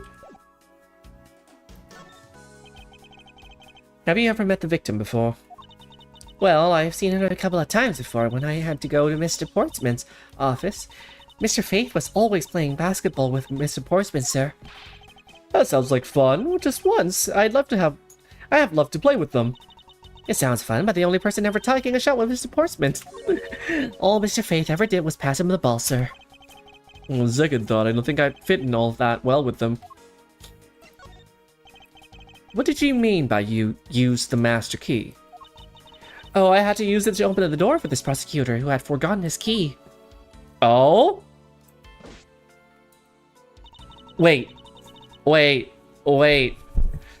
Oh, so Portsman, he was pretending that he forgot his own key to his own room, but before doing that, he swapped the number plates on the doors with Edgeworth to make it look like he wanted to go into his own room, and fooled Maggie into opening the door to Edgeworth's room.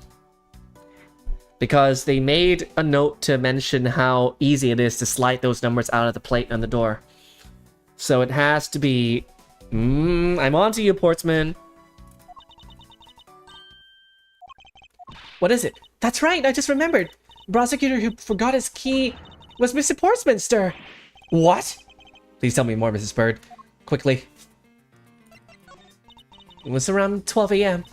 Mr. Portsman had forgotten his office key, so he came down to security, sir. And that's when you loaned the master key to him? No way, it's against regulations to loan the master key out to anyone.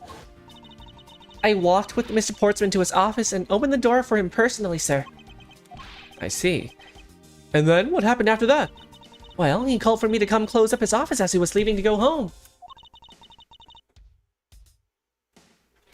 Thanks for the follow, little Miss Puppeter. That was about 1:30 a.m., I think. I hope you're having a good day. We're just playing through this for the first time. I don't know if you're familiar with Ace Attorney.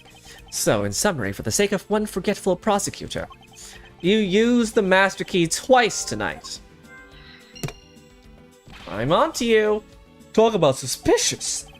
I doubt you can say that you've never left your keys at home, Detective.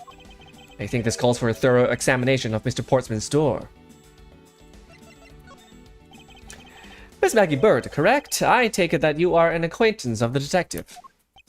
She was under my supervision back when she was still on the force, sir. One day, she got caught up in a murder, and things started going downhill, so she quit. You watched the anime? Nice. Very good anime. But I think they only covered the first trilogy, right? So this is new material for you? But I owe a lot to Detective Gumshoe for introducing me to my current employer. Or so I thought until a few hours ago. Right before I was about to clock out for the night. You got caught up in this whirlwind of a case, correct? Don't worry, my whole life has been nothing but a whirlwind of bad luck and failures. Oh, I know. We've been there. Since I was 6 months old when I fell from the 9th floor of my apartment building. I've been hit by all sorts of vehicles, got sick from all sorts of foods, failed at almost every test I've taken, experienced almost every kind of disaster, and now I've even managed to be named a criminal just when I've become a security guard. That's a lot to go through in one lifetime. I know! And just when I thought I had finally found my happiness, I wind up getting you and Detective Gumshoe involved in my bad luck. You don't need to worry about me, Miss Bird, nor do you need to worry about yourself. I will solve this case and prove your innocence. All I ask in return is for your cooperation. Yes, sir, Mr. Edgeworth. You can count on me. I'll do all I can to help. Okay, well, we know for a fact. TLDR, Puppeter, there was a murder in Edgeworth's room. And a prosecutor was trying to put the blame on Gumshoe. And when that didn't work, was kind of all sus, trying to pin it on Maggie. And allegedly, Maggie opened the door to Portsman's room last night. We were trying to figure out how the murderer got into Edgeworth's room, because not everyone could get in there, but I suspect that they swapped the room number, at night. And Portsman told Maggie to open the door for him into his room, when it was actually Edgeworth's. So that's how he managed to go in. Let's examine the door. Are there fingerprints on here? Yeah, you can't mistake it because of that basketball hoop, sir. Oh, well, that reminds me. Mr. Portsman had actually wanted room 1202 really badly. But since you were already occupying it, Mr. Edgeworth, we put him next door, sir. So why was Mr. Portsman so particular about getting room 1202? I'm not sure, but I bet it's because of something like this birthday is December 2nd. You just wanted access to those files. Yup, that's gotta be it. I can't think of another reason why. Gumshoe, you dumb fuck. I can think of at least 3. Bah, why am I even wasting my time thinking about this? The door is locked tight. I bet old credit card trick wouldn't work here, huh, Mr. Edgeworth? This is the office of a high prosecutor detective. These doors would be pretty ineffective if the average cat burglar could get through them. But not the lock-picking lawyer, so there's still a chance that the lock-picking lawyer is guilty. Aha! So I guess only a great cat burglar could get in. That must be who our culprit is. Might I advise you to return that conclusion to whatever pawn shop you bought it from? It's mahogany! Minimalist yet classy door made of top quality wood. It's kind of majestic too. Fits in really well with the ambiance of the prosecutor's offices. Even Mr. Portsman seems dignified just because he worked behind one of these. Nonsense. A man doesn't become more or less dignified because of where he works. Well, he still seems more dignified than Mr. Payne. Mr. Payne? I suppose custodial work can also be dignified. Wait, Payne was custodial work and he was wanting to offer advice to us? Ah, that's cute. Okay, what else is there? It's Mr. Portsman's personal basketball hoop. I can't believe he put something like this in the hallway of a prosecutor's office. Well, you know, it's actually pretty useful, sir. I haven't gotten lost trying to get to your office since it's been here. How long have I had the same office, and yet you still managed to get lost? There's nothing of interest here. That should be it. Uh-huh.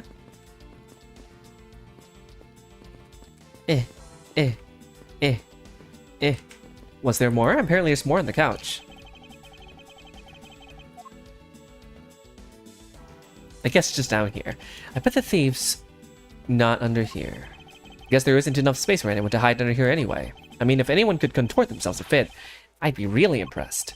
Sounds to me like somebody's has already tried at least once before. I mean, there's nothing else other than the case being hidden inside, so...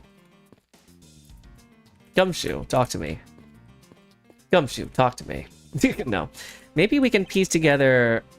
Oh, okay, maybe... Yeah. About Mrs. Byrne. No way she's the killer. Please don't tell me you buy into that accusation, sir. Rest assured, I think she's innocent. However, I need to ask her a few things regarding her security guard position. Well, if you're only asking, that's okay. Just stand next to her and then press space. Then you two can talk about whatever topic you pick. When you want to ask her about evidence, all you have to do is present it to her with T. After you choose what to show her, press T again, and off you two go. I recommend showing different people different things. You'll be surprised by what they say. Thank you for the explanation, though I don't recall asking for one. Oh, just so you know, sir, you can show me evidence in the same way, too.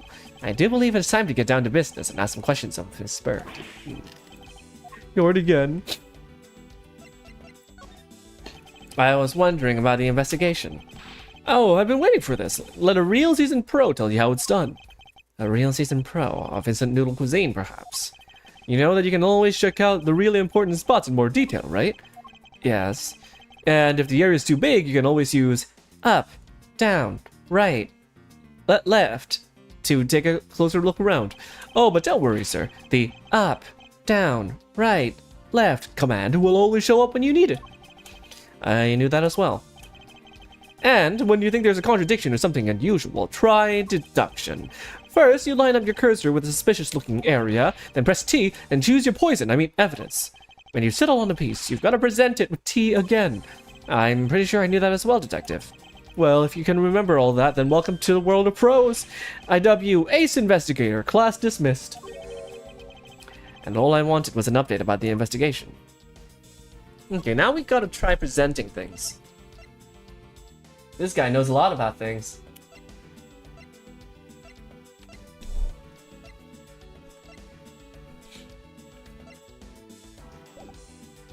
I need to find something that is inconsistent and then connect them. First time I'm doing all of this. I mean, we could just do this, right?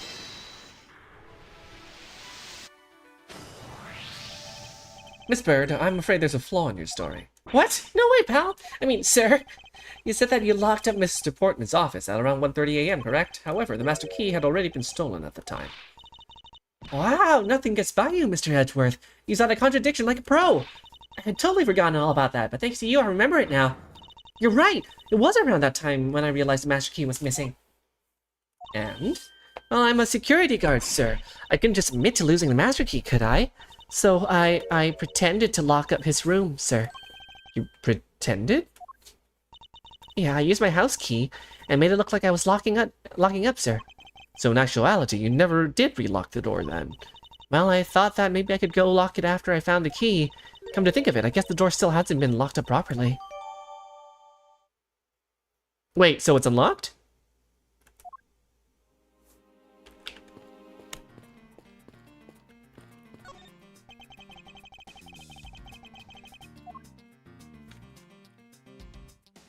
Can I do anything here?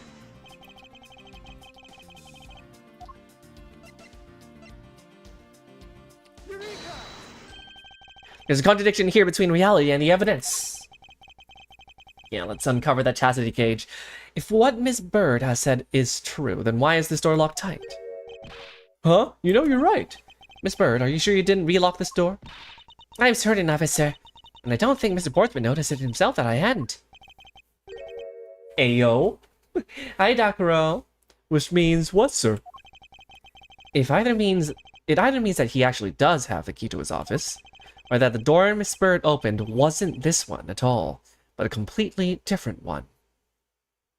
Yeah, my door. She opened a different door? But how could she prove that? There's an easy way to find out. All we need to do is need to examine these.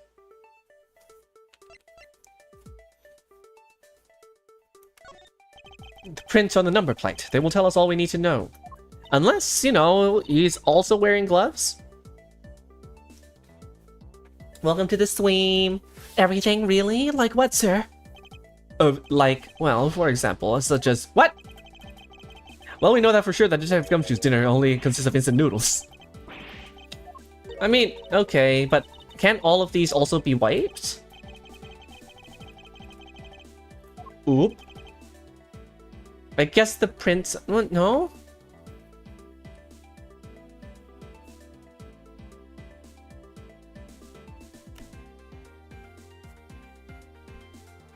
The doorknob surely was with a glove. Is it just a master key?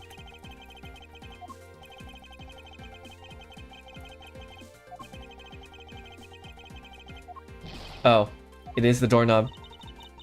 Shouldn't it be gloved or wiped down, though? Yeah. So how's the doorknob any different? Oh. Wait. No, that makes sense, because maybe Maggie doesn't have. So maybe we would see Maggie's print on our door and not on Portman's door. Print on the doorknob will tell us everything. Hey you! Yeah, you, pal. Do us a favor and see what you can lift from this, okay? There's no need for such belligerent nostril flaring, Detective. Mr. Portsman and Mr. Fate's print on this doorknob. Yes. So that proves that Maggie did in fact open my door instead. Thinking logically, a certain other person's print should be on this knob as well. Take that! Don't you find it odd that the prints of the person who unlocked this door are absent? You mean... Yes, the door that Miss Bird opened could not have been this one, but a different one.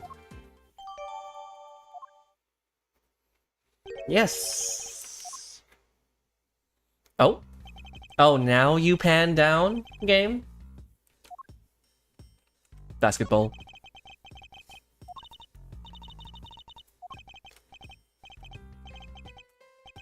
Doesn't matter what sport he is, he's game. Although, I think it'll be a little too hard to play tennis with this ball.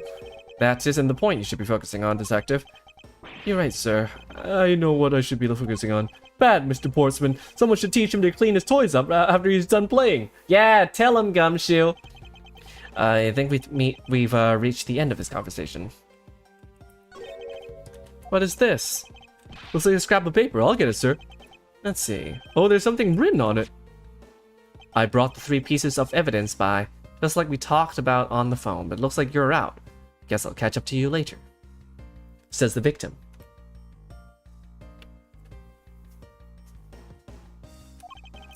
Yeah, and it's for Mr. Portsman. What? What are they up to? Is there anything to... Nothing yet.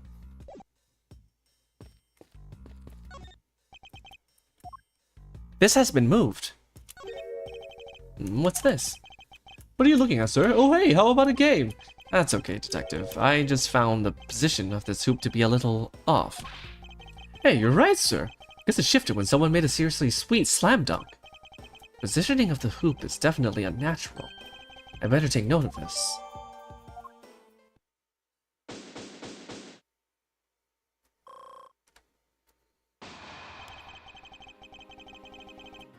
Poking around this hallway has actually paid off quite handsomely. Oh, how so, sir? In a variety of different ways. I think it's time we had a little chat. The real culprit of this case. You know who the killer is? Wow, Mr. Edgeworth! As long as my logic is sound, then yes. The mastermind behind this murder is none other than Mr. Portsman. What? Mr. Portsman? I knew it! That's exactly what my logic senses were telling me, too! I expected it was from him from the instant he accused Maggie of being the killer, sir. That is anything but logical. Lady and gentlemen, prepare yourselves. Come what may, it is time to knock on the truth's door. Oh boy, oh boy, oh boy.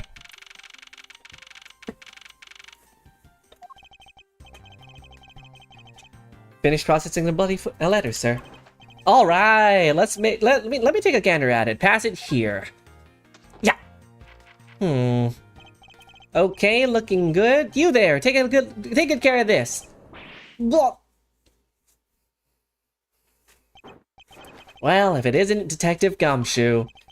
End of the line for you, Portsman. We've got you now. Call off your dog, Mr. Edgeworth. This is some kind of joke? It's no joke. We know, Mr. Jock Sportsman, that you are the guilty party in this case. You must be pretty upset getting chased out of your own room. I'd be mad too. So I guess you can say, if you promise to stay out of our way, you intend to hide your crime under the guise of a prosecutor by doing his job. I can see right through your unsightly paper-thin mask you wear upon your cowl. Ha! Who had ever thought it would come to this?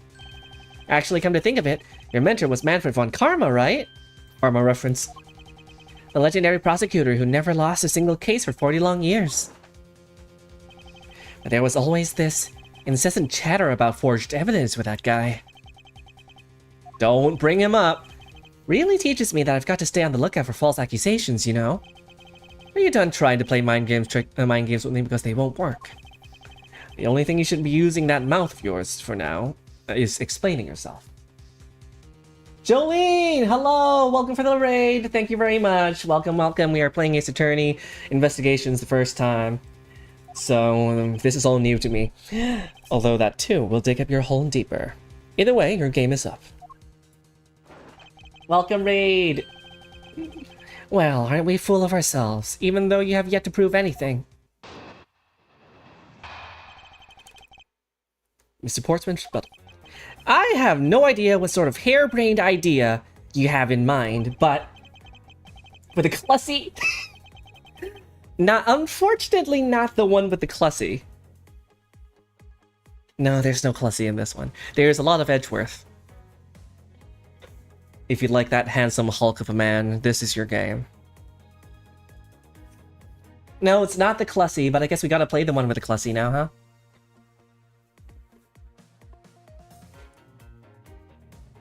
Amogus is pretty close, though. There is murder involved. There's a mountain of evidence that points away from me being the culprit. Besides, how, may I ask, do you propose I unlocked your door and got in here? Look, I feel bad doing this to you, but I've got work to do, so we're done here. You also know about the Clussy? Sorry, but we're not finished yet. Boy, you're stubborn. I suppose you're basing your accusations on something. I'll show you what I'm basing my accusations on, with evidence. Yeah, shove that evidence right up his... I have no idea what sort of harebrained idea you have in mind, but... We don't need to press that. There's a mountain of evidence that points away from me being a culprit. Oh?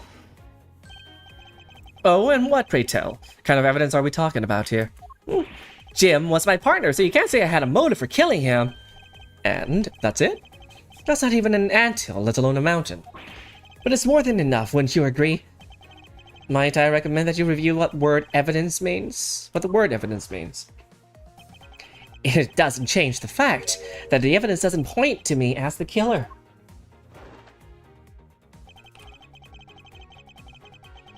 Well, you did get in with the help of Maggie.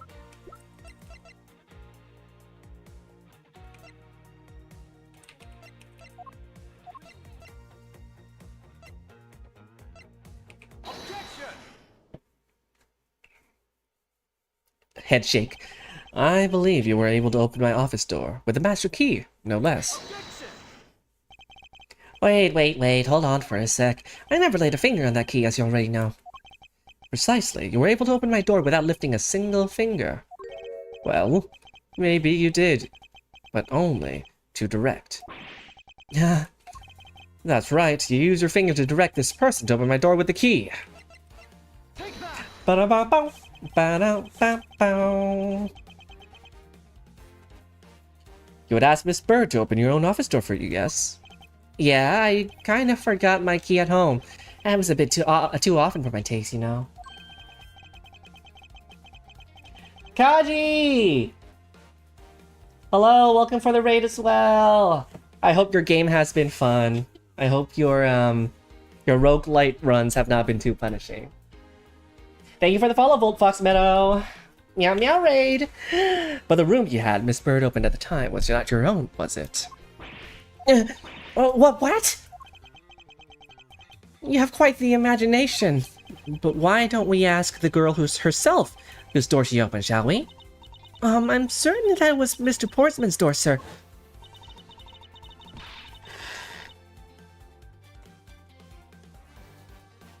Hi, Finey14. I checked the number plate to make sure I was opening the right door, sir.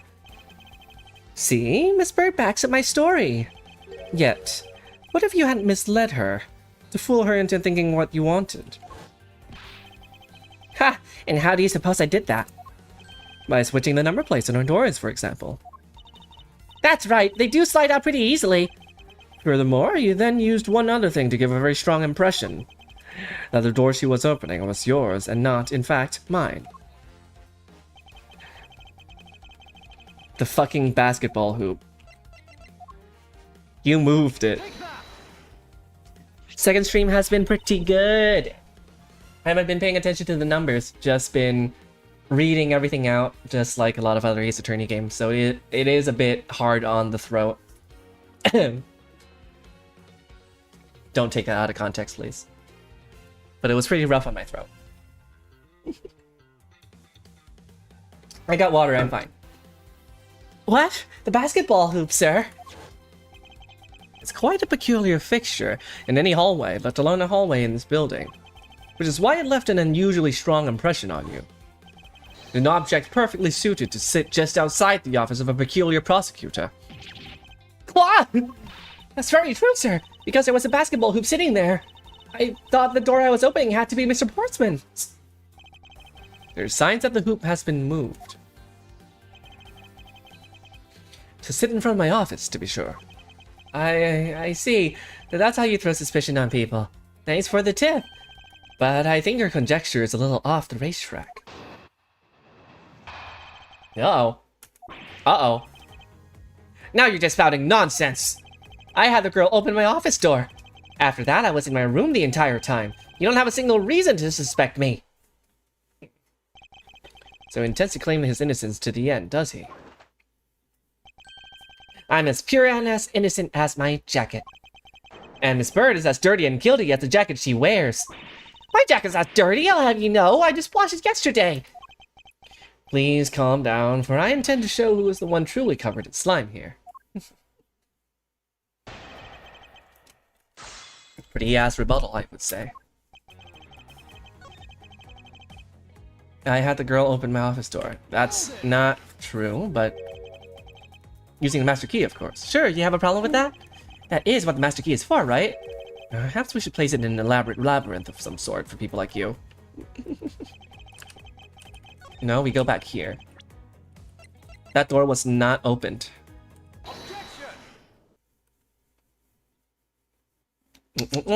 No. I had your door dusted for prints. My door? What for? Come on, I bet you didn't find anything. You sure are good at wasting time.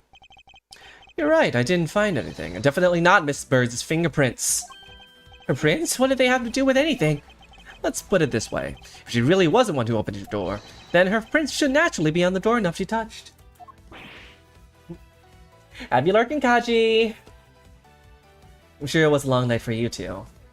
Have some good rest. Ah! Further, all of the prints on my office doorknob have been wiped clean off. I can only assume it's because Miss Bird's fingerprints were on it. But it doesn't change the fact that I was in my room the whole time. Is that really a fact, or is it fiction? Hey, would I lie to you? I have here proof that you were not in your room the entire time as you claim. Get fucked. Do do do do do do do do do do do do.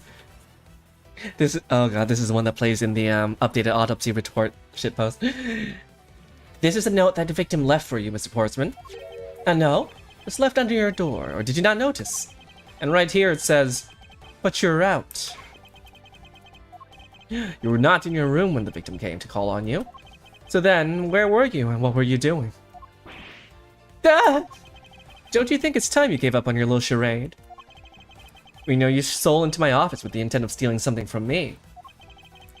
And Detective Faith found you out. Possibly because he heard sounds coming from a room whose occupant was on leave. Mr. Portsman, you killed Mr. Faith to silence him. And I had the misfortune to return when I did. You had to threaten me as you escaped. As I said when you had the gun to my back, no one gets away with committing murder in my office.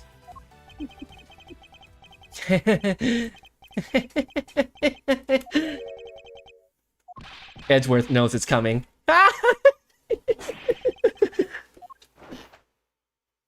Well, that look of stiff seriousness on the face of this office's finest prosecutor, as he makes a huge mistake in accusing me is simply too much to bear.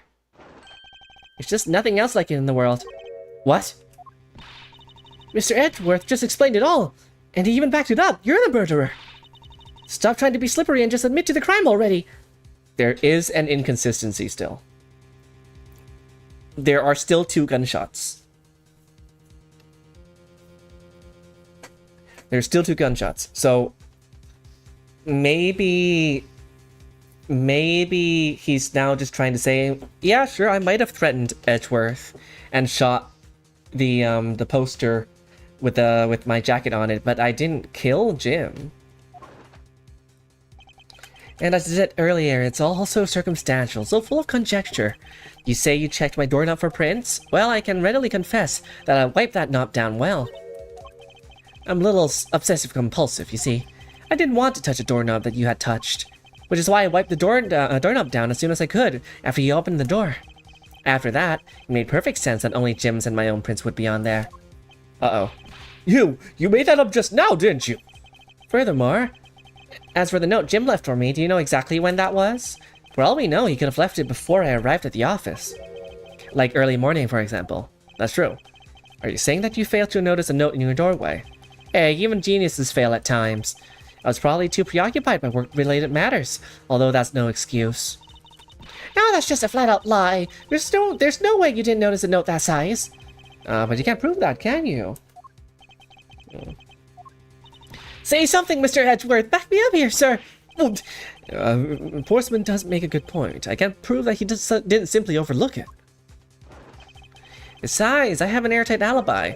Airtight, you say? I only just realized that I had one as we were talking. Guess it would have been better for all of us if I had told you sooner. Who? If memory serves, you came back to this office at around 2 a.m., correct? It was then that you had that unfortunate confrontation at gunpoint with the culprit. At exactly that time, I was down in the criminal affairs. Ask around, I'm sure the other detectives will corroborate my story. It's a perfect alibi. Do you really think it's that perfect? Like I said, I don't care. Ask around all you like, you'll see for yourself. Detective Gumshoe? Yes, sir, yes, sir! I'll go check out his alibi, sir. Be right back. Mr. Edgeworth, sir, I think we're in trouble. It's just like as Mr. Portsman said. The guys down in criminal affairs said they saw him around 2 a.m. You see? We'll look at everything real quick.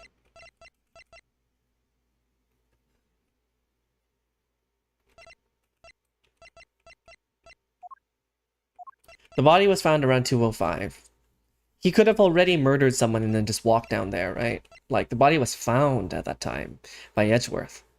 It doesn't mean he wasn't at the murder. It just meant that he was down there after when the body was found. That doesn't say anything. So there must be a contradictory point to his alibi somewhere.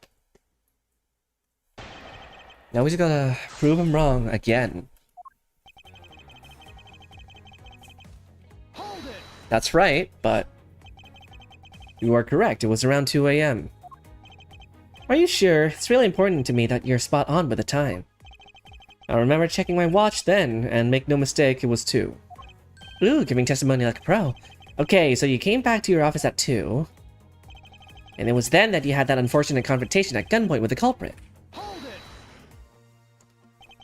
It is as you say. However, you're the only one who claims to have bumped into the culprit.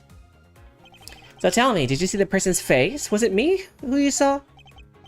It was pitch black, so I couldn't actually see. Maybe it's an accomplice. Maybe Portsman killed earlier, left already, and had a different person show up at around 2 o'clock to threaten Edgeworth, etc. So it doesn't look like it was Portsman who did it, but it was someone else faking it. Oh, come now. I'm sure you saw something. Try a little harder, why don't you?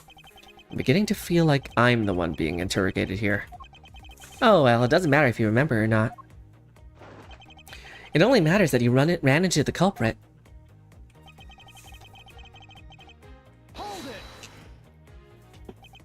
So you paid the Criminal Affairs Department a visit.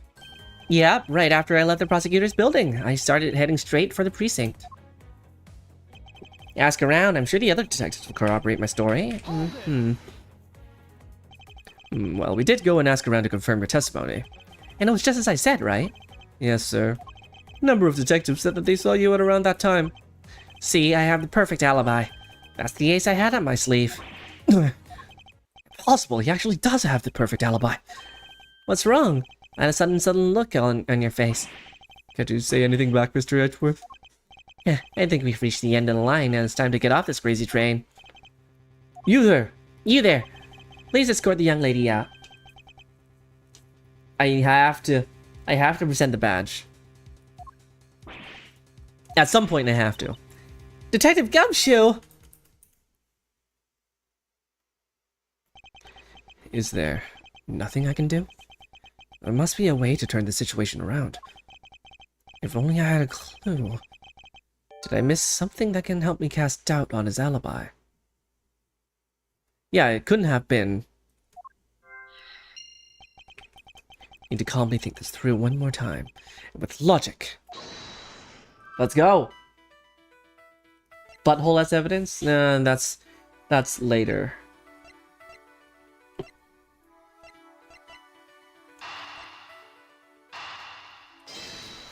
Yeah, we know it's not the same gun. There were 2 bullets left at the scene of the crime. One that robbed Mr. Faith of his life. And one that nearly robbed me of my jacket. However, the murder weapon only shows signs of being fired once, meaning that it is entirely possible that a second gun was used in my office tonight. Yep, but seeing as how the killer had to steal Mr. Faith's gun, I doubt the killer had another gun up their sleeve. Therefore, the second gun could have been the property of an entirely different person, which could mean that there was another person who paid a visit to my office tonight.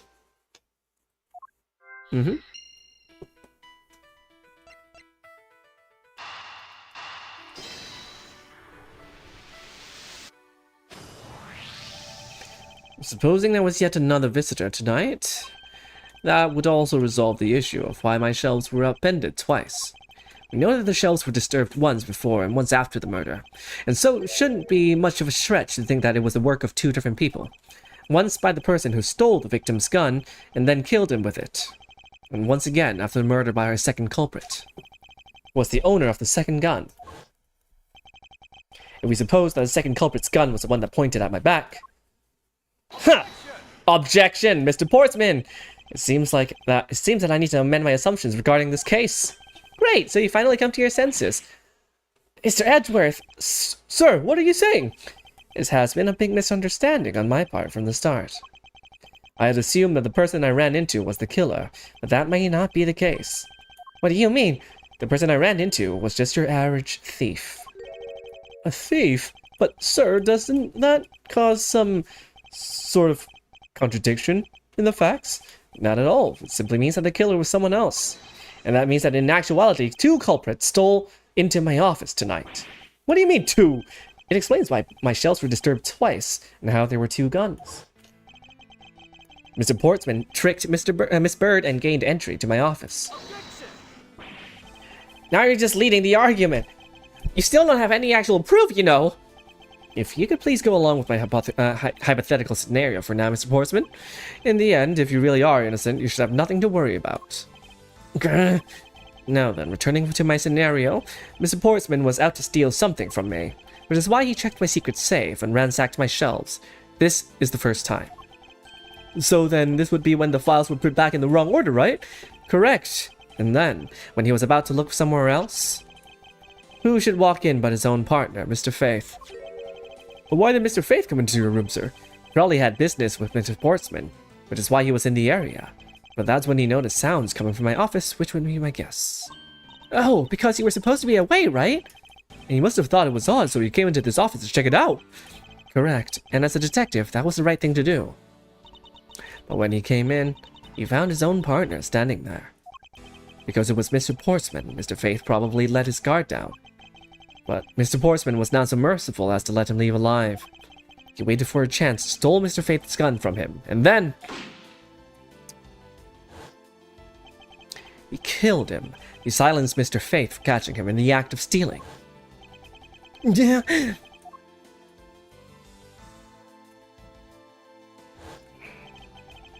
This was the moment in which the first shot was fired, the one that landed in my files. Following that, Mr. Portsman wiped the gun down and left it behind as he made his exit. He could afford to do that because he had also left with fake... He could also afford to do that because he had also left the fake dying message behind. He was such a complicated troublemaker, you know that? Well, if things were as simple as that, then all would be solved. However, there was yet another visitor to my room, and this is where things get complicated. There was another visitor, sir. Yes, and this other person's objective was also to steal something from me. Now then, even after Miss Portsman left, the door to my office remained unlocked. However, this new visitor had no way of knowing that, and so they stole the master key from the security guard's room, and then entered my room and searched through my shelves. This was the second time they were disturbed, and seems like the thief found their prize. Stolen zero file, right, sir? Correct. Only, just as the thief was about to leave with the file, I appeared. The thief then threatened to me with their own gun, and made their escape.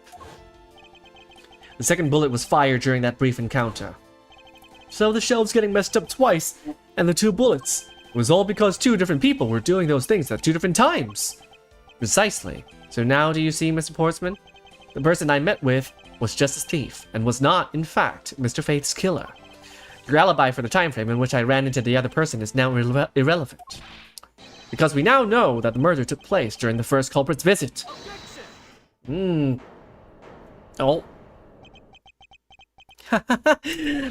Oh, that's so funny, pal. Absolutely splendid. Your scenario explains everything. Of course it does. It's Mr. Ashworth, after all. You know, it still doesn't change the fact that it's all circumstantial. Supposing if, and that's a big if, your theory is right, it would indeed render my alibi, which has withstood scrutiny, mind you, irrelevant.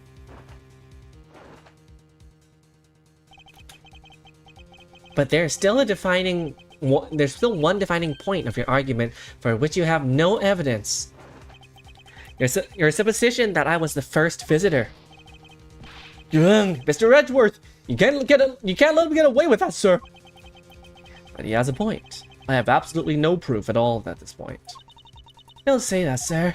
I don't believe this. Don't worry, Maggie. I'll do you something if I'll do you something. I'll do you if I must.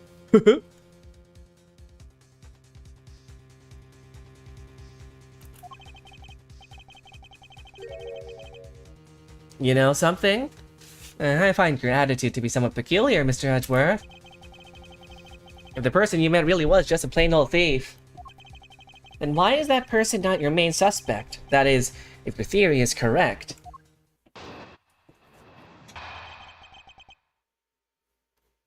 Holy shit, there's more. This might be the last bit. That thief you ran into should be a real suspect, wouldn't you say? We should be out there looking for that thief right now. They might still be nearby. I hate to repeat myself, but I've already said I was training in my room. And when Jim came to deliver some evidence to me, I was down at Criminal Affairs. So I can't be expected to know what happened around here after I left. So you think we should be out there looking for the thief? Of course. Now isn't the time to be having these dead-end discussions. I don't think it's at all dead-ended. I find your alibi to be fascinating. Let's continue where we left off, shall we? Oh, yeah. I know he's lying. I know he was here at the scene of the crime. I just have to find a way to prove it. We're almost there. That thief you ran into should be a real suspect, wouldn't you say? We should be out there looking for that thief right now. They might still be nearby. Once escaped, I highly doubt a thief would linger nearby. Hell, you never know. Maybe they didn't get what they were really after. Oh, you talk like you know quite a lot about this thief. Oh, it's nothing like that. I have no idea about anything, after all. Hold it. But according to Mr. Faith's note... Hold on, I thought we already cleared that up. Didn't we say that Jim left that note for me in the early evening? If you have proof that he left it at a different time, say just before he was murdered... I don't have any note. You see? So I insist again that I was in my office the entire time. Hold it. Why didn't you go there with Mr. Faith? That's because he said he was tired and going to take a quick nap. You know those sofas in the hallway? He likes to sleep on those. It's one of his habits. And what of the evidence he bought? They were things related to yesterday's case. Just 2 items. A gun and a pendant. There were 3, though.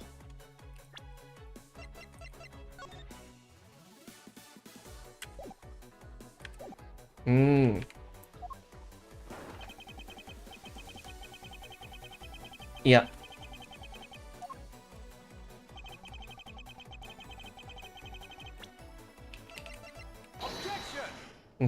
Gotcha. Only 2 pieces. I believe the proper phrase here is, you fail. Excuse me? You fail as a prosecutor, Mr. Portsman, as you intend to keep evidence hidden from me. What are you talking about? I haven't hidden anything from you. Well, here's a piece I think you should read. It says that Mr. Faith was bringing 3 pieces. Yes, and this is the victim's real dying message to you, Mr. Portsman. I can't believe... to get tripped up by simple arithmetic. Where is the missing piece of evidence? You have it, don't you? Only the guilty would make such a face. Detective Gumshoe. You don't have to say it, sir. I'll pat the guy down from head to toe.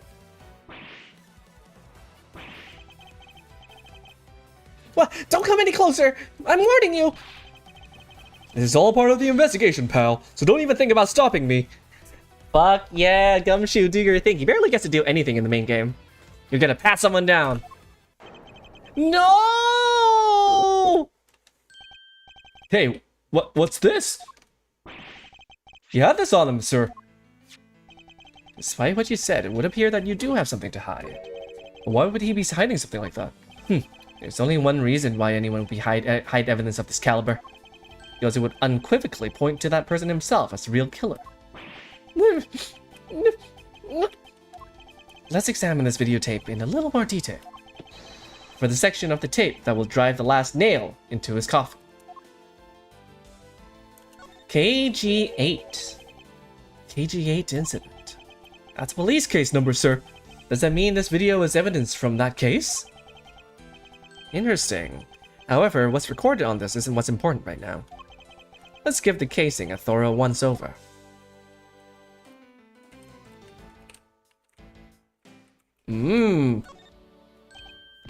That's blood, isn't it? Yes, and I believe this is what the good prosecutor was trying to hide from us. This blood is still fresh. You mean this might be Detective Faith's blood? No!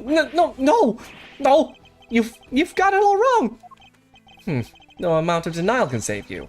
We have but to run a blood test to find the truth. You told us that you had received evidence from the victim earlier. Now you will tell us when and how did the victim's blood find its way onto this video. Yeah, it's only suspicious! Was it at the moment of his death? Did Detective Faith have this videotape on his personage when he killed him? You know very well there's no way to prove that. Not even if we were to examine this tape for fingerprints. If I had to take a guess, I'd say that the only ones on here would belong to the murderous you and Mr. Faith. No, impossible.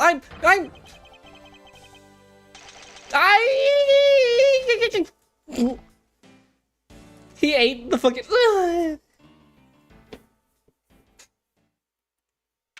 He ate his medal.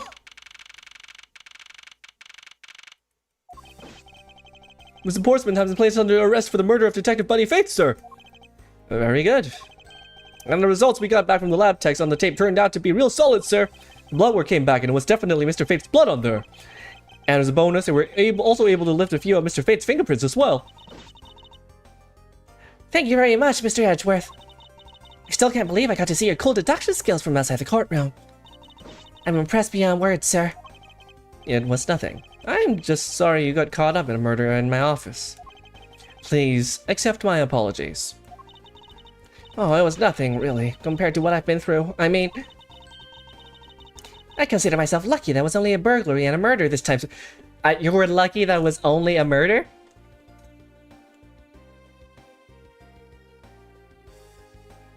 That's true.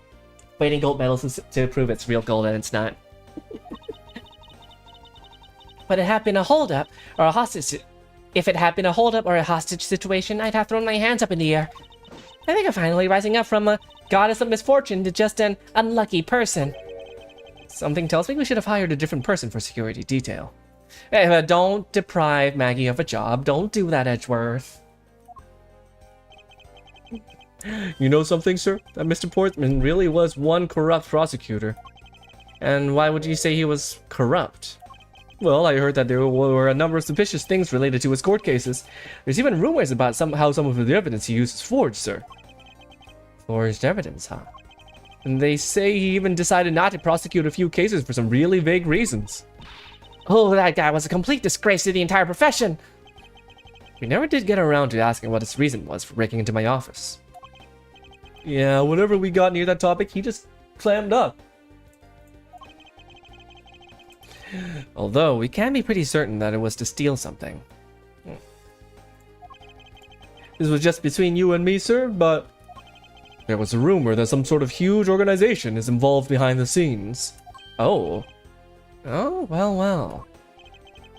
Mr. Portsman not willing to divulge anything, it certainly leads credence to that rumor. It would seem that we haven't heard the last of this. We also don't know what the other thief is here for, so it's definitely a part of a bigger puzzle. Huh? Then Mr. Portsman isn't the bad guy? I didn't say that, but rather, there are still many more mysteries for us to solve. For example, we still haven't figured out the significance of this piece of evidence. The badge!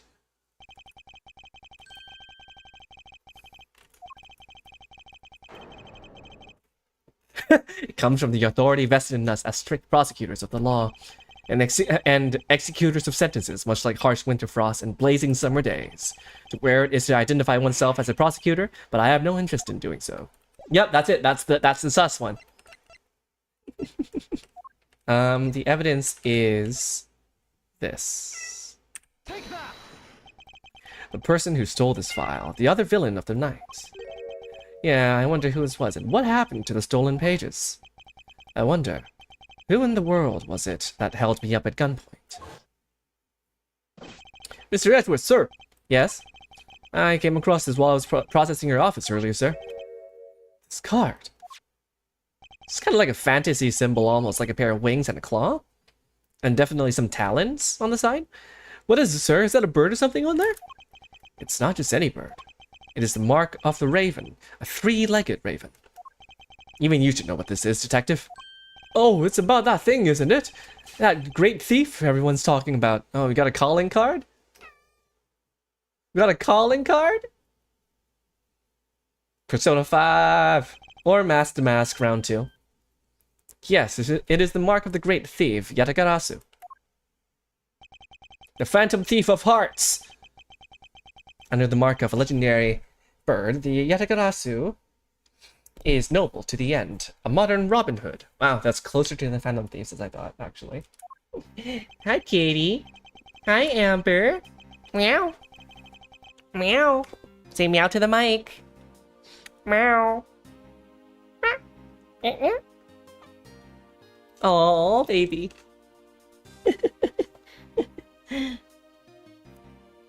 Visit my TikTok and Instagram to see more of the kitty. Labeled mysterious and phantom-like, the Yatagarasu appears and vanishes at will. Although we don't know much about this thief's ultimate goal, we do know the targets. Yatagarasu likes to find and make public evidence of corrupt dealings of all sorts. The theft is always performed in silence and always with perfection. Once the target is chosen, no dramatic calling card or announcement is sent forth.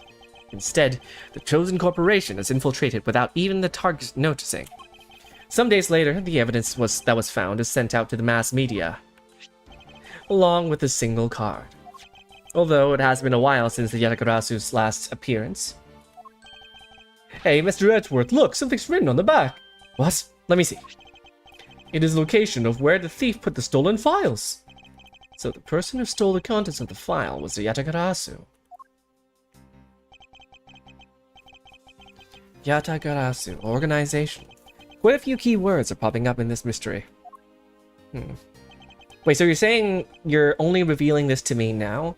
instead of during, you know, you must have found this in where the file was stolen, right? The murder in my office.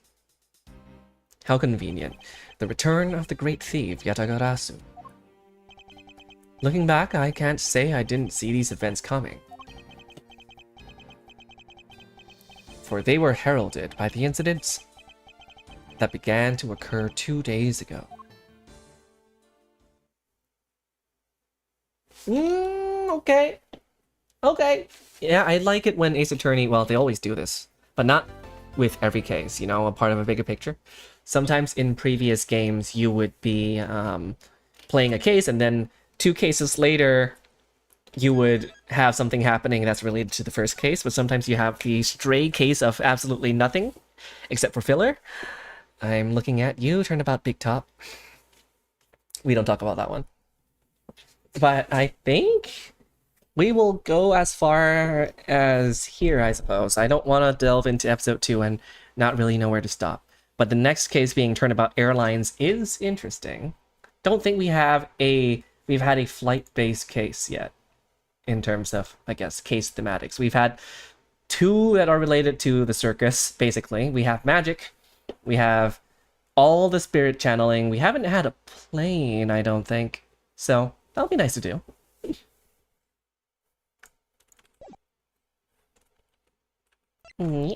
Not... Wait.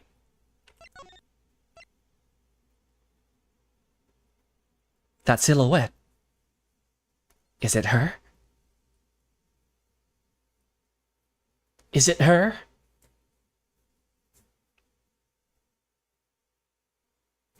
Is it the other Von Karma?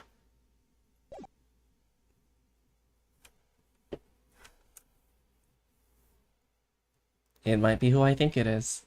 And if it is, I am very excited.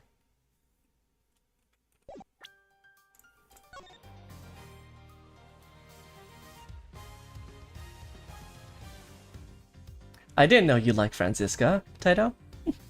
She is my favorite. Not because she's soon. Well, okay, maybe partially because she's soon.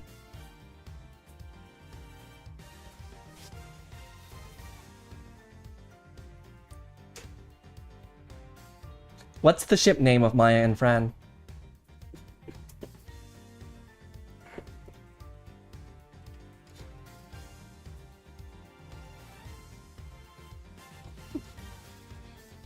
We will have to do some digging on AO3, won't we? Man! Fran Maya? Okay, not the worst name. But for the rest of you, thank you so much for tuning in for this stream. It's a little bit different than Geoguessr. Geoguessr is a little bit more interactive, you know. Even with Umamusume, it could be a little bit more interactive as well. But each day of the week, we are gonna take a different vibe. So this one is mostly just gonna be me narrating and going through the whole case. But I must rest my throat. And tomorrow is gonna be a different game. And then back on Friday, we're gonna go on Geoguessr with the fans and the chat again, and do some wacky hijinks. And thank you for watching, VoltFox. Hope to see you again soon.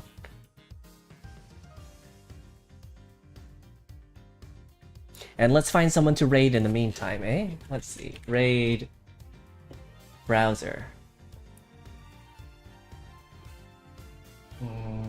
Same category, maybe?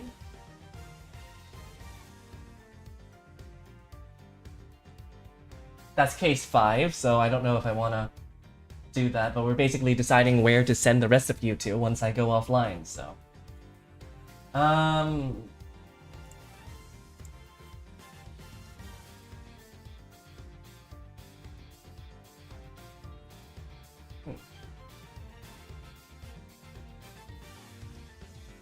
Okay, we'll send you to another furry person that I follow. Until then, everybody, I'll see you tomorrow if you're still here for the stream. Otherwise, I'll see you around. Thank you for tuning in. I did have an amazing stream, by the way. Thank you for dropping by, Kaji. We gotta collab and play something at some point.